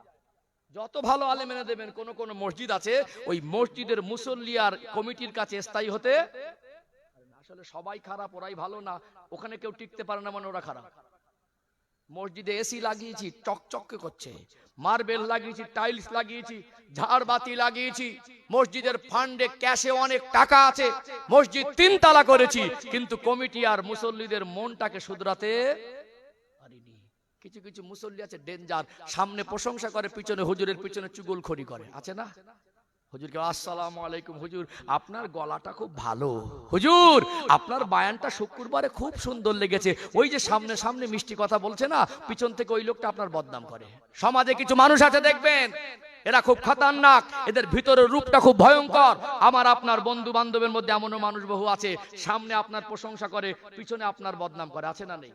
কিছু মানুষের বদ অভ্যাস আছে, এরা সবসময় লোকে সমালোচনা করে, আপনার পাশে আসে দেখবেন অন্য কারোর বদনাম শোনাবে। লিখে রেখে দেন কথাটা, সব সময় যে অন্য লোকের বদনাম মানুষকে শোনায়, আপনার কাছে অন্য লোকের বদনাম শোনাচ্ছে মানে ওই লোকটা আপনার বদনাম অন্য লোকের কাছে করবে, আছে না নেই? আছে না? এটা হচ্ছে দুমুখ মুসলমান, ডেঞ্জার মুসল্লি। এদের সামনের রূপ খুব ভয়ঙ্কর, সামনে সবার কাছে ভালো সেজে থাকবে, ভিতরে ভিতরে মুনাফিকি কর্মকাণ্ড করে। এরকম কিছু ডেঞ্জার মানুষ আছে না নেই? আছে না? কিছু মুসল্লি আছে নিজের নামাজ পড়ে আবার অন্যের নামাজ গোনে, মারাত্মক ব্যাপার। নিজের নামাজ পড়ে আর অন্যের নামাজ গোনে। আমরা কি করি? জাসুসি করি, মানুষের পিছনে আমরা পড়ে থাকি, কি করে তার বদনাম করা যায়, কি করে তাকে সমাজে পচিয়ে দেওয়া হয়। সেই লোকটা সেই কাজের কাজই না হলেও আমরা তার পিছনে ঘুরে ঘুরে তার দোষ খুঁজি। একটু খুলে বলবার, একটু কষ্ট পাচ্ছেন নাকি? আচ্ছা বলুন, একটা মানুষ মসজিদে যাওয়ার পরে তার মন যদি পরিষ্কার না হয়, নামাজ পড়তে গিয়েও যদি তার মনের মধ্যে কুচিন্তা থাকে, শয়তানি চিন্তাধারা থাকে, বদমাইশি চিন্তাধারা থাকে, ওই লোকটা ভালো হবে কোন জায়গায় গিয়ে? এগুলো আমি আপনার গ্রাম বন্য কারো গ্রাম কোন ব্যক্তি আক্রমণ, এগুলো সমাজের চিত্র, বাস্তব না অবাস্তব? বাস্তব বলছি তো নাকি? ও ভাইজানেরা, সোনার মানিক যুবকেরা, আব্বারা মায়েরা, দয়ার নবী, মায়ার নবী, রহমাতাল লিল আলামিন আমার রাসূলুল্লাহ সোনা জবানে বললেন, ও বাবা সাহাবীরা, তোমাদের ঘরগুলোকে কবরস্থান বানিও না। এই কথার অর্থ হলো আপনি ফরজ নামাজটা মসজিদে গিয়ে ইমামের পিছনে জামাতে পড়বেন, বাকি সুন্নাত নফল নামাজ আপনি ঘরে পড়বেন। কখনো কোনো পরিস্থিতিতে মসজিদে পড়লেন নামাজ হয়ে যাবে, তবে ঘরেও পড়া দরকার আছে না নেই? কেন ঘরে পড়ার কথা বলা হয়েছে? ঘরে যদি একটা মানুষ নামাজে দাঁড়ায়, ঘরে ছোট ছোট বাচ্চা থাকে, ও দাদুকে যদি নামাজ পড়তে দেখে, আব্বাকে যদি নামাজ পড়তে দেখে, ওর চাচাকে যদি নামাজ পড়তে দেখে, বড় ভাইটাকে যদি নামাজ পড়তে দেখে, ছোট ছোট বাচ্চা যার 4 বছর 5 বছর বয়স, ওই বাচ্চাটার মনের মধ্যে নামাজের মহব্বত তৈরি হয়, নামাজ শেখার আগ্রহ জাগে, নামাজকে জানার জন্য তার মন মানসিকতা তালাক হয়ে যায়। ছোট বাচ্চা নামাজ কি জিনিস বোঝে না। একটা ছোট হাফ প্যান্ট পরা বাচ্চা যার বয়সটা 5 বছরও নয়, ওই বাচ্চাটা আব্বা যখন নামাজ পড়ে, নামাজের মুসল্লায় নামাজের জায়গায় গিয়ে আল্লাহু আকবার বলে সিজদায় চলে যায় কি যায় না? অতএব নামাজ তো ঘরে পড়ার কথাও বলা হয়েছে, বাকি সুন্নাত ফরজ সুন্নাত নামাজ নফল নামাজ ঘরেও পড়বেন। তবে মনে রাখবেন আল্লাহর নবী হলেন মসজিদে নববী শরীফের ইমাম। আল্লাহ নবী সাহাবী হযরত বেলাল রাদিয়াল্লাহু আনহু আযান দিয়ে দিতেন, চতুর্দিক থেকে মানুষের ঢল নেমে যেত, সাহাবায়ে কেরামদের ভিতরে প্রতিযোগিতা শুরু হয়ে যেত। আজ নামাজটা পড়বো আল্লাহর নবীর কাছাকাছি দাঁড়িয়ে, আজ নামাজটা পড়বো ফাঁস কাতারে দাঁড়িয়ে, নামাজটা পড়বো আল্লাহ নবীর সোজাসুজি দাঁড়িয়ে। আল্লাহ নবীর সাহাবারা নামাজে জামাতে হাজির হয়ে গোটা নববী শরীফটা ভরপুর করে দিতেন। নবী আমার তিনি হলেন ইমাম, ফজরের ওয়াক্তে তিনি ইমামতির জায়গায় দাঁড়াতেন। আম্মা জান হযরত আয়েশা সিদ্দিকা রাদিয়াল্লাহু আনহার হুজরা মোবারক থেকে ফজরের 2 রাকাত সুন্নাত নামাজটা পড়ে ইমামতির জায়গায় গিয়ে দাঁড়াতেন। ইমাম যদি মনে করে 2 রাকাত সুন্নাত নামাজটা তার থাকার রুমেও পড়তে পারে, এখন কোন মসজিদে ইমাম হয়তো মসজিদে 2 রাকাত সুন্নাত নামাজ ফজরের সুন্নাত নামাজটা তার রুম থেকে পড়ে ইমামতির জায়গায় দাঁড়িয়েছে, কিছু কিছু মুসল্লি নামাজ শেষ করে হাতে হাত দিয়ে মোসাফা করে, মুস্কে হেসে মসজিদ থেকে বেরিয়ে আন্দাজে একটা কথা প্রচার করে, মনে হয় ইমাম সাহেব ফজরের সুন্নাত নামাজটা পড়েনি। এরকম কিছু বিষাক্ত মুসল্লি আছে না নেই? আছে না? আদিও পড়েছে কিনা যাচাই বাছাই দরকার নেই, একটা হালকা করে ঠুকে দেয়, মনে হয় না ইমাম সাহেব ফজরের সুন্নাতটা পড়েনি। আছে না? আছে না নেই? বাবজিরা ভাইরা, আমাদের বাইরের রূপ ভয়ঙ্কর। আমরা আলেমদের পিছনে পড়ে যাই, আমরা গরিবদের পিছনে পড়ে যাই, আমরা ভালো মানুষের পিছনে পড়ে যাই, আমরা প্রতিবেশীর পিছনে পড়ে আছি। হিংসায় তো মনটা ভরা, তো ভালো হবো কবে? যখন বেই বাড়ি যাবে, চুল দাড়ি সেভ করে ভালো করে একটা জামা পরে গেছে, সাদা সাদা জামা, সাদা টুপি, বেই বাড়ি গিয়ে সারাদিন আদর যত্ন মেহমানদারি। বেই বলছে চলুন একটু চার দোকান, এখন গ্রামে সব পাড়ায় পাড়ায় চার দোকান, কি গো ঠিক না বেঠি? চলুন একটু চার দোকানে বসি। চার দোকানে বসে ঠ্যাঙের উপরে পা তুলে দিয়ে গল্প করছে, দেখে মনে হবে অ্যাডভোকেট বসে আছে।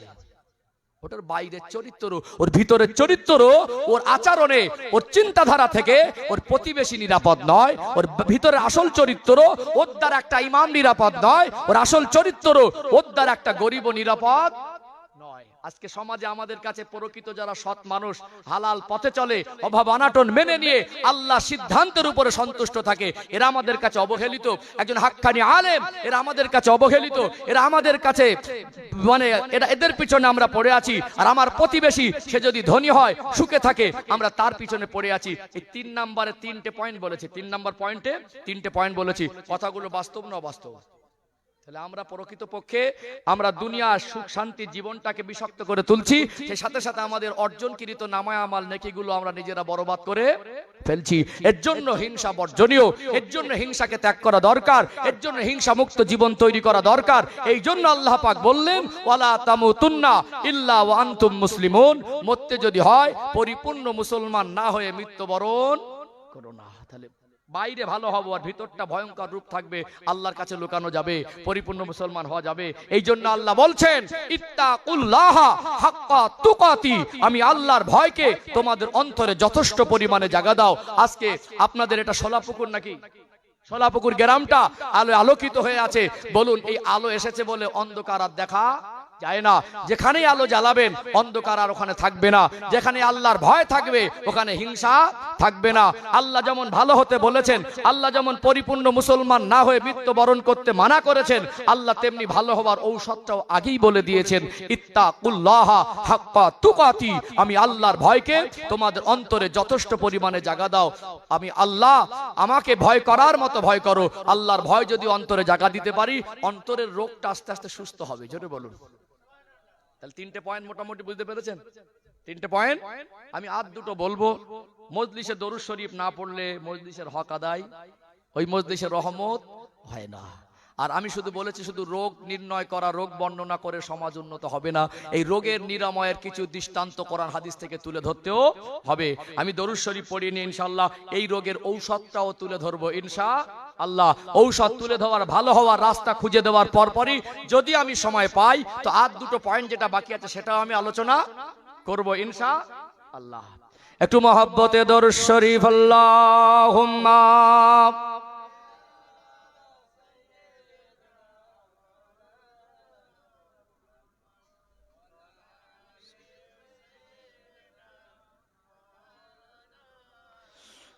हब्बे अहमद जुल्ही सीने में है, मैं आहूं मेरा दिल मदीने में है। फूल तो फूल काटूं क्या हुस्न है, लुत्फ़े जन्नत से बढ़कर मदीने में है। अल्लाहुम्मा सल्ले अला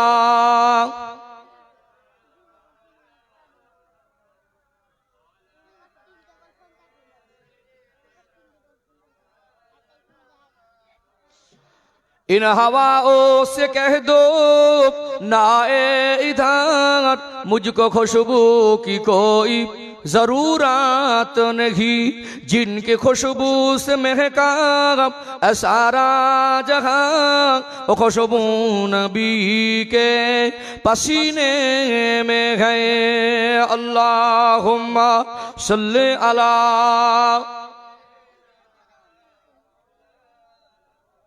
ওয়ালা আলে সাইয়্যিদিনা। একটু জিকির করেন লা ইলাহা ইল্লাল্লাহ। মাশাআল্লাহ, রো মহব্বতে লা ইলাহা ইল্লাল্লাহ, লা ইলাহা ইল্লাল্লাহ মুহাম্মাদুর রাসূলুল্লাহ। আল্লাহুম্মা সাল্লি আলা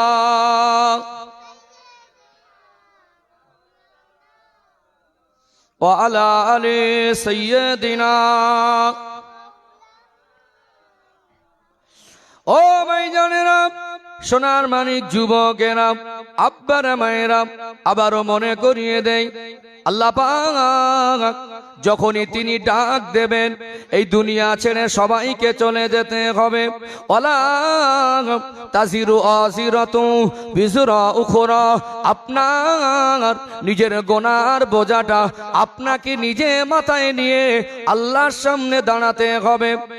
কোরআন শরীফ খুলে দেখবেন, 15 নম্বর পারা 18 নম্বর পৃষ্ঠা, সূরার নাম সূরা আল কাহাফ, আয়াত নাম্বার 49, 49 নম্বর আয়াতে আল্লাহ পাক স্পষ্ট করে বললেন, ওয়াউদিয়াল কিতাব, আমি আল্লাহ হাসরের ময়দানে বিচারের দিনে তোমাদের অর্জনকৃত নামা আমালটা তোমাদের কাছে খুলে দেব।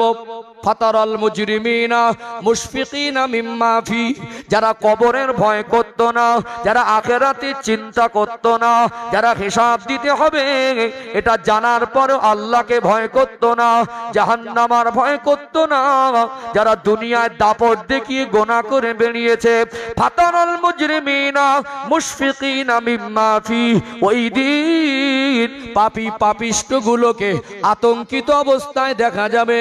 ওয়ায়াকুলুনা, আল্লাহ পাক বলছেন তাদের জবানটা খুলে দেব, তারা বলবে, মালি হাযাল কিতাব, আল্লাহ কি আশ্চর্য খাতা, লা ইউগাদিরু সাগীরাতান ওয়ালা কাবীরাতান ইল্লা আহসাহা ওয়া ওয়াজাদু মা আমিলু হাদিরা ওয়ালা ইয়াজলিমু রাব্বিকা আহাদা।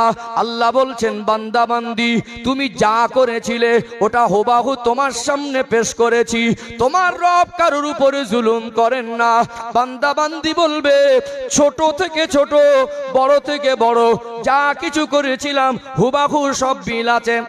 আজকে অফিসে যাবেন, সরকারি কোনো হসপিটাল অফিস বলেন, আজকে কোনো দোকানে বলেন, গেলে সিসিটিভিতে মোড়া থাকে, একটা কাগজ মেরে দিয়েছে, লেখা আছে আপনি সিসিটিভির আন্ডারে আছে।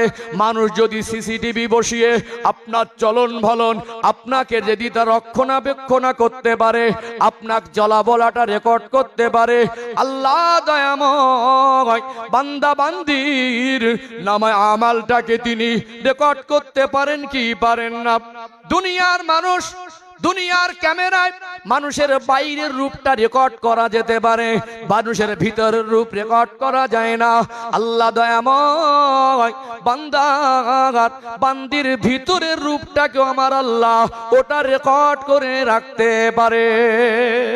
ও ভাইরা বাবাজিরা, যদি নামায় আমাল হাতে পেতে হয়, যদি ভিতর আর বাইরেটা আল্লাহ রেকর্ড করে আমল নামা তৈরি করেন, বলুন তো দেখি জীবন পরিবর্তন দরকার আছে না নেই?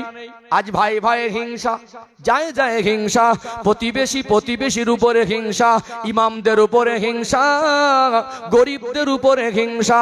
আজ হিংসায় যদি আমরা ডুবে থাকি, আমরা যদি এই নিজেদের ভিতরে কামড়া কামড়ি করি, নিজেরা নিজেদের শত্রু করি, শত্রুতায় পরিণত হই, নিজেরা নিজেদের শত্রু হই, বলুন তো দেখি অন্য জাতি আমাদের খেলনা বানাবে কি বানাবে না?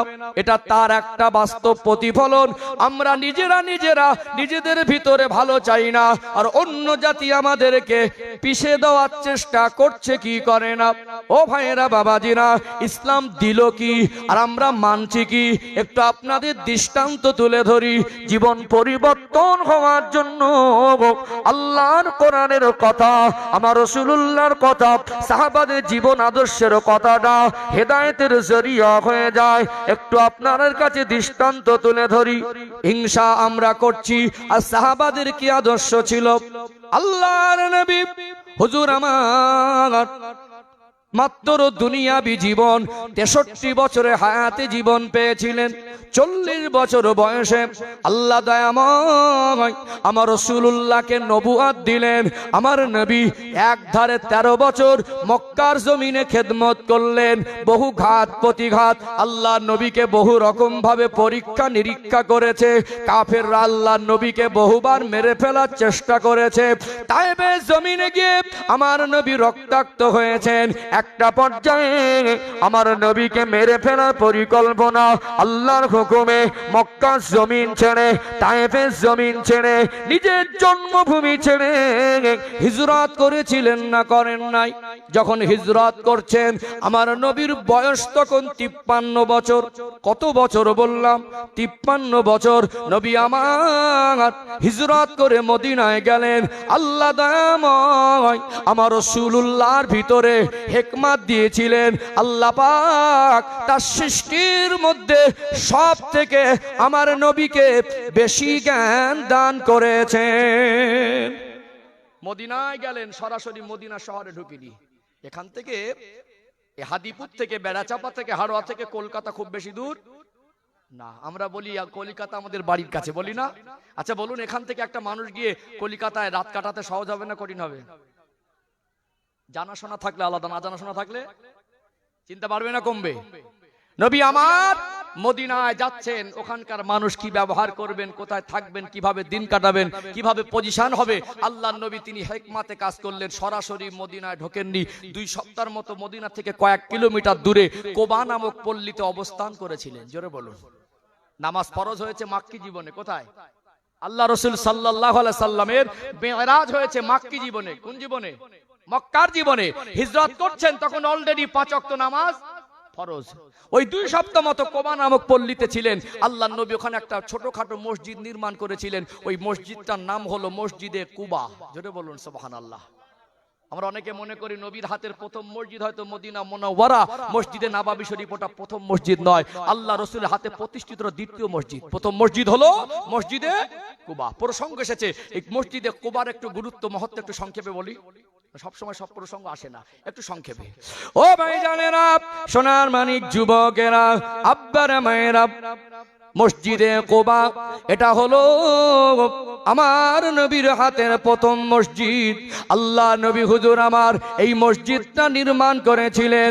আল্লাহ নবীর মসজিদ, মসজিদে নববী শরীফে এক রাকাত নামাজ পড়লে আল্লাহ খুশি হয়ে 50,000 রাকাতের নেকি দেয়। কাবা বাইতুল্লাহ শরীফে এক রাকাত নামাজ পড়লে আল্লাহ খুশি হয়ে 1 লক্ষ রাকাতের নেকি দেয়। মসজিদে আকসা যেটা প্যালেস্তাইনে, আজ ইসরাইল আর জেরুজালেম, ইসরাইল আর প্যালেস্তাইন যে যুদ্ধের মূল যে ইস্যু সেটা হলো ওই মসজিদে আকসা।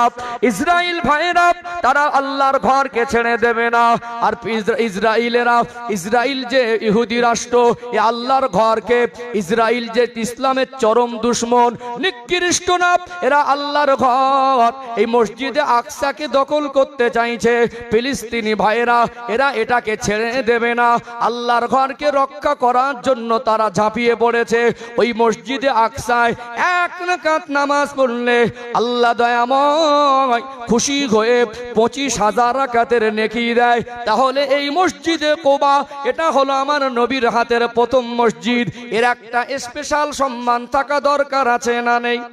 মদিনাবাসী, মদিনার মানুষ আল্লাহ নবীকে একদিন বললেন, ইয়া রাসূলুল্লাহ, ইয়া হাবিবাল্লাহ, হুজুর আপনি আমাদের মাঝে এসেছেন, আমরা খুশি, আমরা আপনাকে পেয়ে সন্তুষ্ট।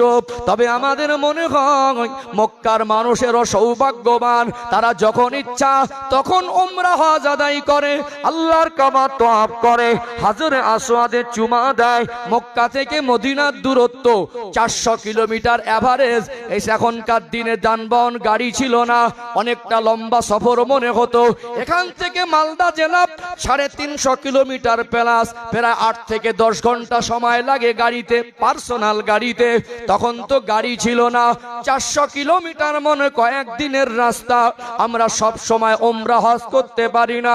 আল্লাহর নবী হুজুর আমার মদিনাবাসীকে সান্ত্বনা দিয়ে বলেছিলেন, ও মদিনাবাসী তোমরা বড় সৌভাগ্যবান, মক্কার মানুষ কাবাকে পেয়েছে আর মদিনার মানুষ কাবাকে পেয়েছে।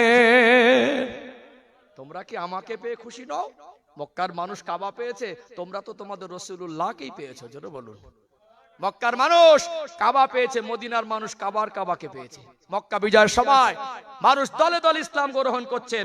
আল্লাহর নবী খুশ হয়ে গেলেন। বেলাল রাদিয়াল্লাহু আনহু, বেলাল আজানের সময় হয়ে গেছে, আজান দাও। আনন্দে খুশিতে আল্লাহর কাবা ঘরের ছাদে উঠেছে। জোরে বলবেন না? মুয়াজ্জিন আজান দেয় কোন দিকে মুখ করে? পশ্চিমটা উদ্দেশ্য না, উদ্দেশ্য কিবলামুখী হওয়া। উদ্দেশ্য যেদিকে ফিরলে কিবলা সামনে হবে সেই দিকে ফিরতে হবে। কথা ঠিক না বেঠিক? উদ্দেশ্য তো পশ্চিম মুখ, যাই হোক অসুবিধা নেই, আমরা পশ্চিম দিকে ফিরলেই তো আমাদের কিবলা, আমাদের কিবলা। আজান দেয় কিবলামুখী হয়ে, ইমাম নামাজ পড়ায় কিবলামুখী হয়ে, আমরা নামাজ পড়ি কিবলামুখী হয়ে। এখন কাবা ঘরের ছাদে উঠেছে, আজানটা দেবে কোন দিকে মুখ করে? ছাদেই তো, যেটা কিবলা তার ছাদে। বেলাল রাদিয়াল্লাহু আনহু আনন্দে খুশিতে আল্লাহর কাবা ঘরের ছাদে আল্লাহর নবীকে বললেন, ইয়া রাসূলুল্লাহ আজান তো দেই কিবলার দিকে মুখ করে, আজ আমি আজান দেব কোন দিকে মুখ করে? আমি তো কাবা ঘরের ছাদে। আল্লাহর নবী মুস্কে হেসে বলেছিলেন, বেলাল তুমি আজকে আজানটা তোমার রাসূলুল্লাহর দিকে মুখ করে দাও। জোরে বলবেন না? জোরে বলা যায় না? নারে তাকবীর। মক্কার মানুষ কাবা পেয়েছে আর মদিনার মানুষ কাবাকে পেয়েছে। আমার রাসূলুল্লাহ কাবারও কাবা। জোরে বলুন। ও ভাইজানেরা, সোনার মানিক যুবকেরা, আব্বারা মায়েরা, তবে আল্লাহ নবী সান্ত্বনা দিয়ে বলেছিলেন, ও মদিনাবাসী, ও মদিনার মানুষ, তারপরেও তোমাদের যদি মনে হয় উমরা হজের নেকি দরকার, চলে যাবে ওই কোবা পল্লীতে। 2 সপ্তাহের মতো আমি ছিলাম হিজরত করে মদিনা শহরে আসার আগে। ওই জায়গায় গিয়ে 2 রাকাত নামাজ পড়বে, আল্লাহ দয়াময় খুশি হয়ে তোমাদের নামে আমালে একটা উমরা হজের নেকি লিখে দেবে। জোরে বলেন না?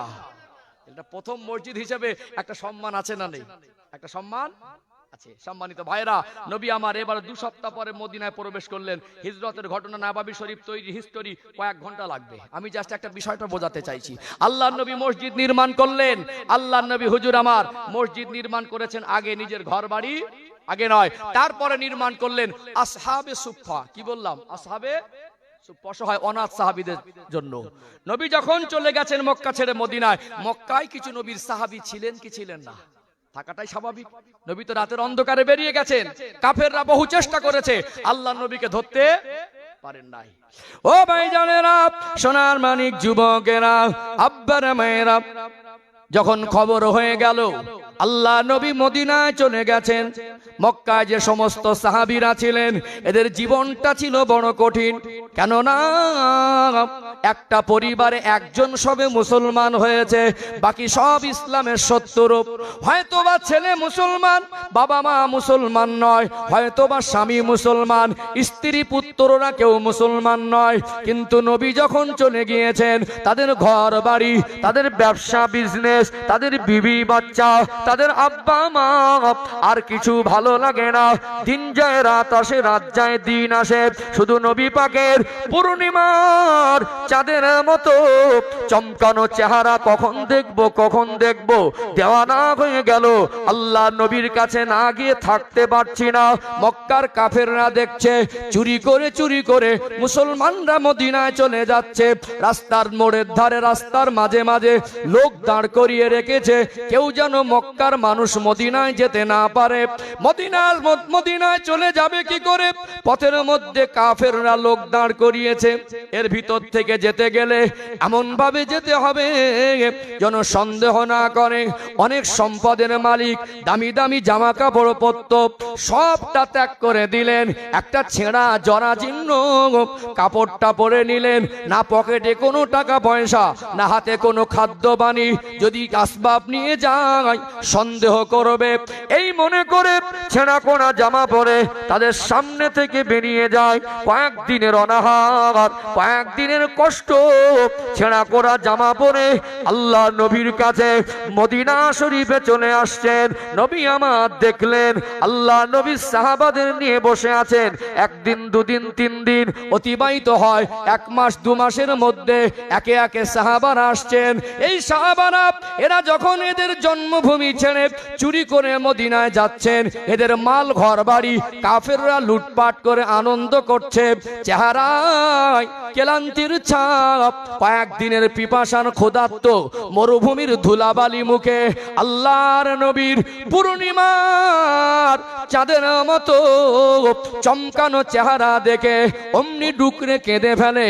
আল্লাহ নবীকে সালাম দেন, আসসালাতু আসসালামু আলাইকা ইয়া রাসূলুল্লাহ, আসসালাতু আসসালামু আলাইকা ইয়া হাবিবাল্লাহ। আল্লাহ নবী হুজুর দেখলেন এই লোকটা তো অনেক ধনী মানুষ, এই লোকটার পরনে কেন ছেঁড়া জামা, এই লোকটার চেহারায় কেন ক্লান্তির ছাপ, কেন মুখে মরুভূমির ধুলা। ইয়া রাসূলুল্লাহ, কিচ্ছু ভালো লাগে না, শুধু মনে হয় আপনার চাঁদ মুখটা কেমন করে আমি না দেখে থাকতে পারি, কখন আমার নবীকে দেখব। এই সমস্ত সাহাবীদেরকে আল্লাহ নবী বুকে জড়িয়ে নিয়ে আশ্রয় দিয়েছিলেন। আরো জোরে বলুন। এখন মদিনায় সাহাবার সংখ্যা বাড়ছে, মক্কা থেকে চলে আসছে, এদের ঘর বাড়ি নেই, এদের কেউ সাহারা দেওয়ার মতো কেউ নেই। আল্লাহ নবী হুজুর আমার এদেরকে তাড়িয়ে দিতেও পারছেন না। আল্লাহ নবী হুজুর আমার সাহাবাদের নিয়ে বসে আছেন।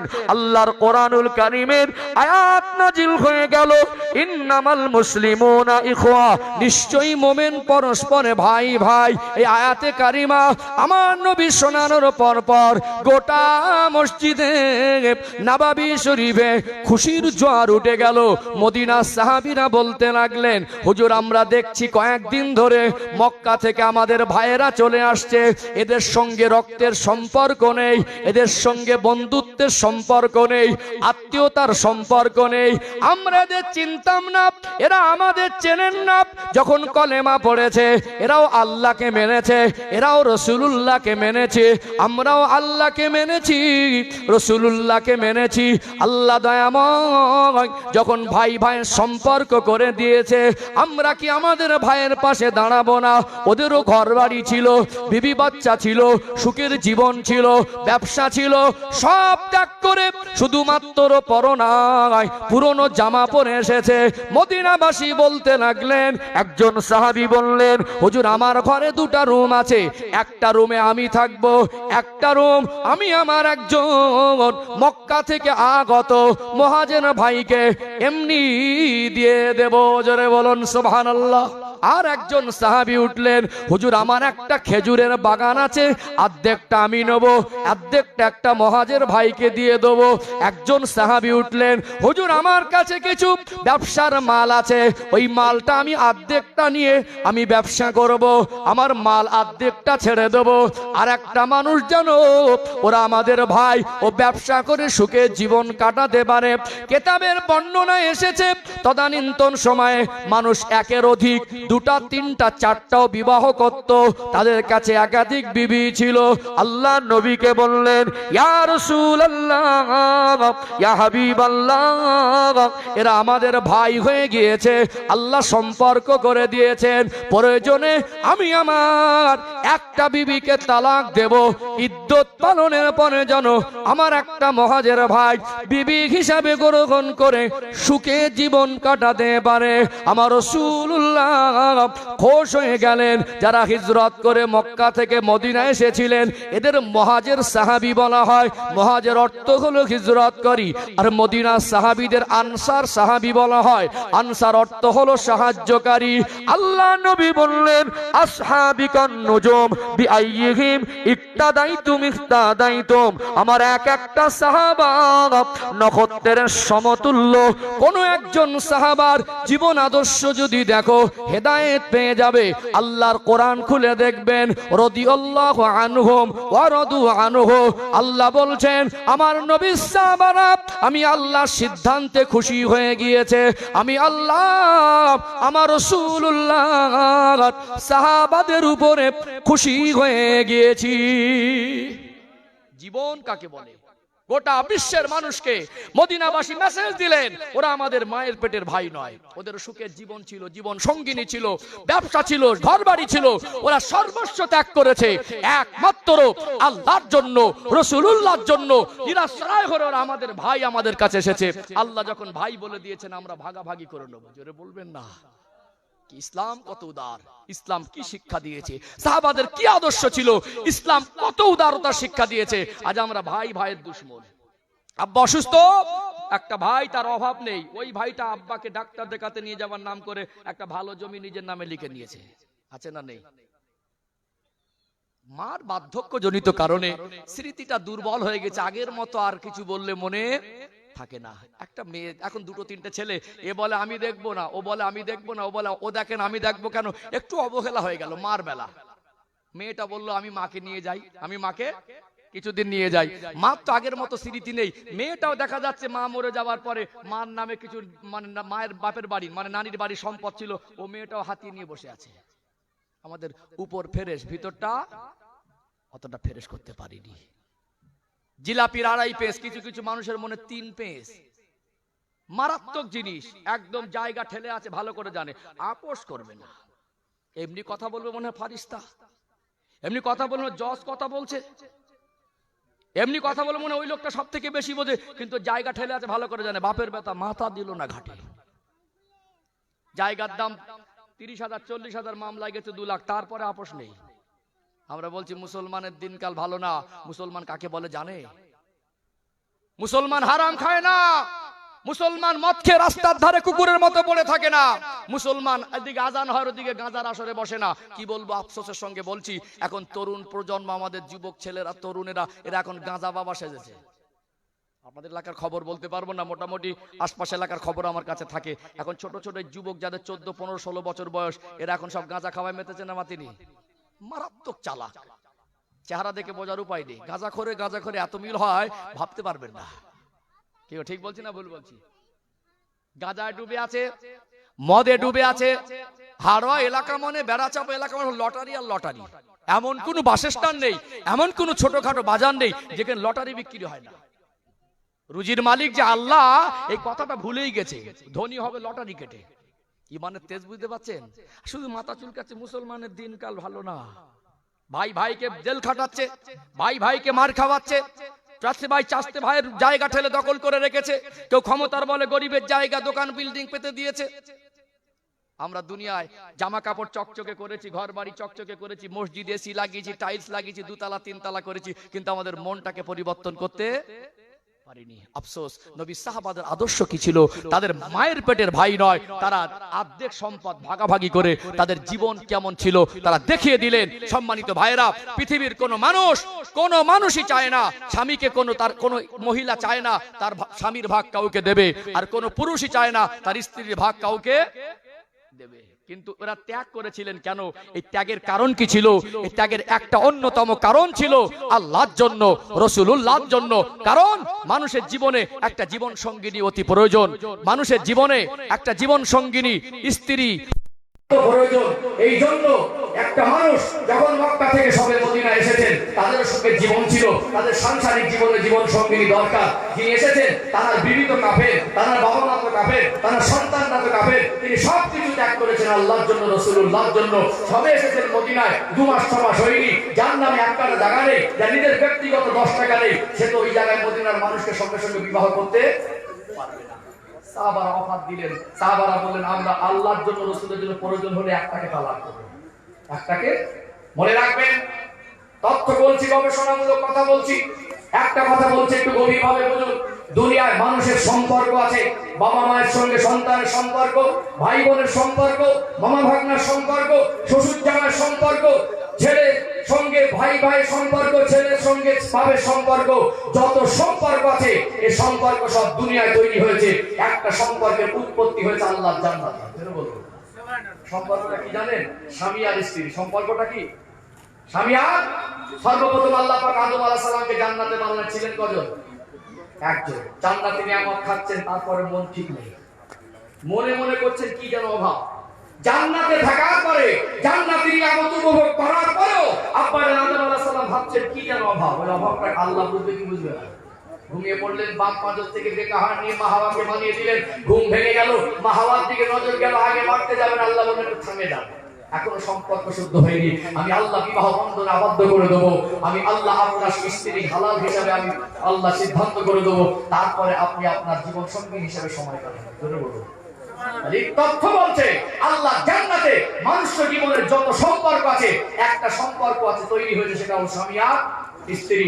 দুনিয়ার কোন বাবা মা যদি মনে করে আমি আমার সন্তানকে পৃথিবীর সব থেকে বেশি ভালোবাসি, পৃথিবীর সব থেকে দামি ঘর বানিয়ে দেবেন, সব থেকে দামি টাকার খাট বানিয়ে দেবেন, সব থেকে দামি দামি খাবার খাইয়ে দেবেন, 28 বছর 25 বছর 30 বছরের যুবককে তার বাবা মা স্ত্রী ছাড়া, তার বাবা মা সর্বস্ব সুখ দিতে পারবে, স্ত্রী জীবন সঙ্গী ছাড়া তার জীবন কন্ট্রোল থাকতে পারে না। এই জন্য বাবা মার সঙ্গে স্ত্রীকে তুলনা করা যাবে না, আর স্ত্রীর সঙ্গে বাবা মাকে মিলানো যাবে না। বাবা মার হকের জায়গায় খাটতি করলে হবে না, আর স্বামী স্ত্রীর ভালোবাসা থেকে হিংসা করলেও আমরা দু জায়গা ব্যালেন্স ঠিক রাখতে পারিনি বলে মাঝে মাঝে গোলমাল হয়।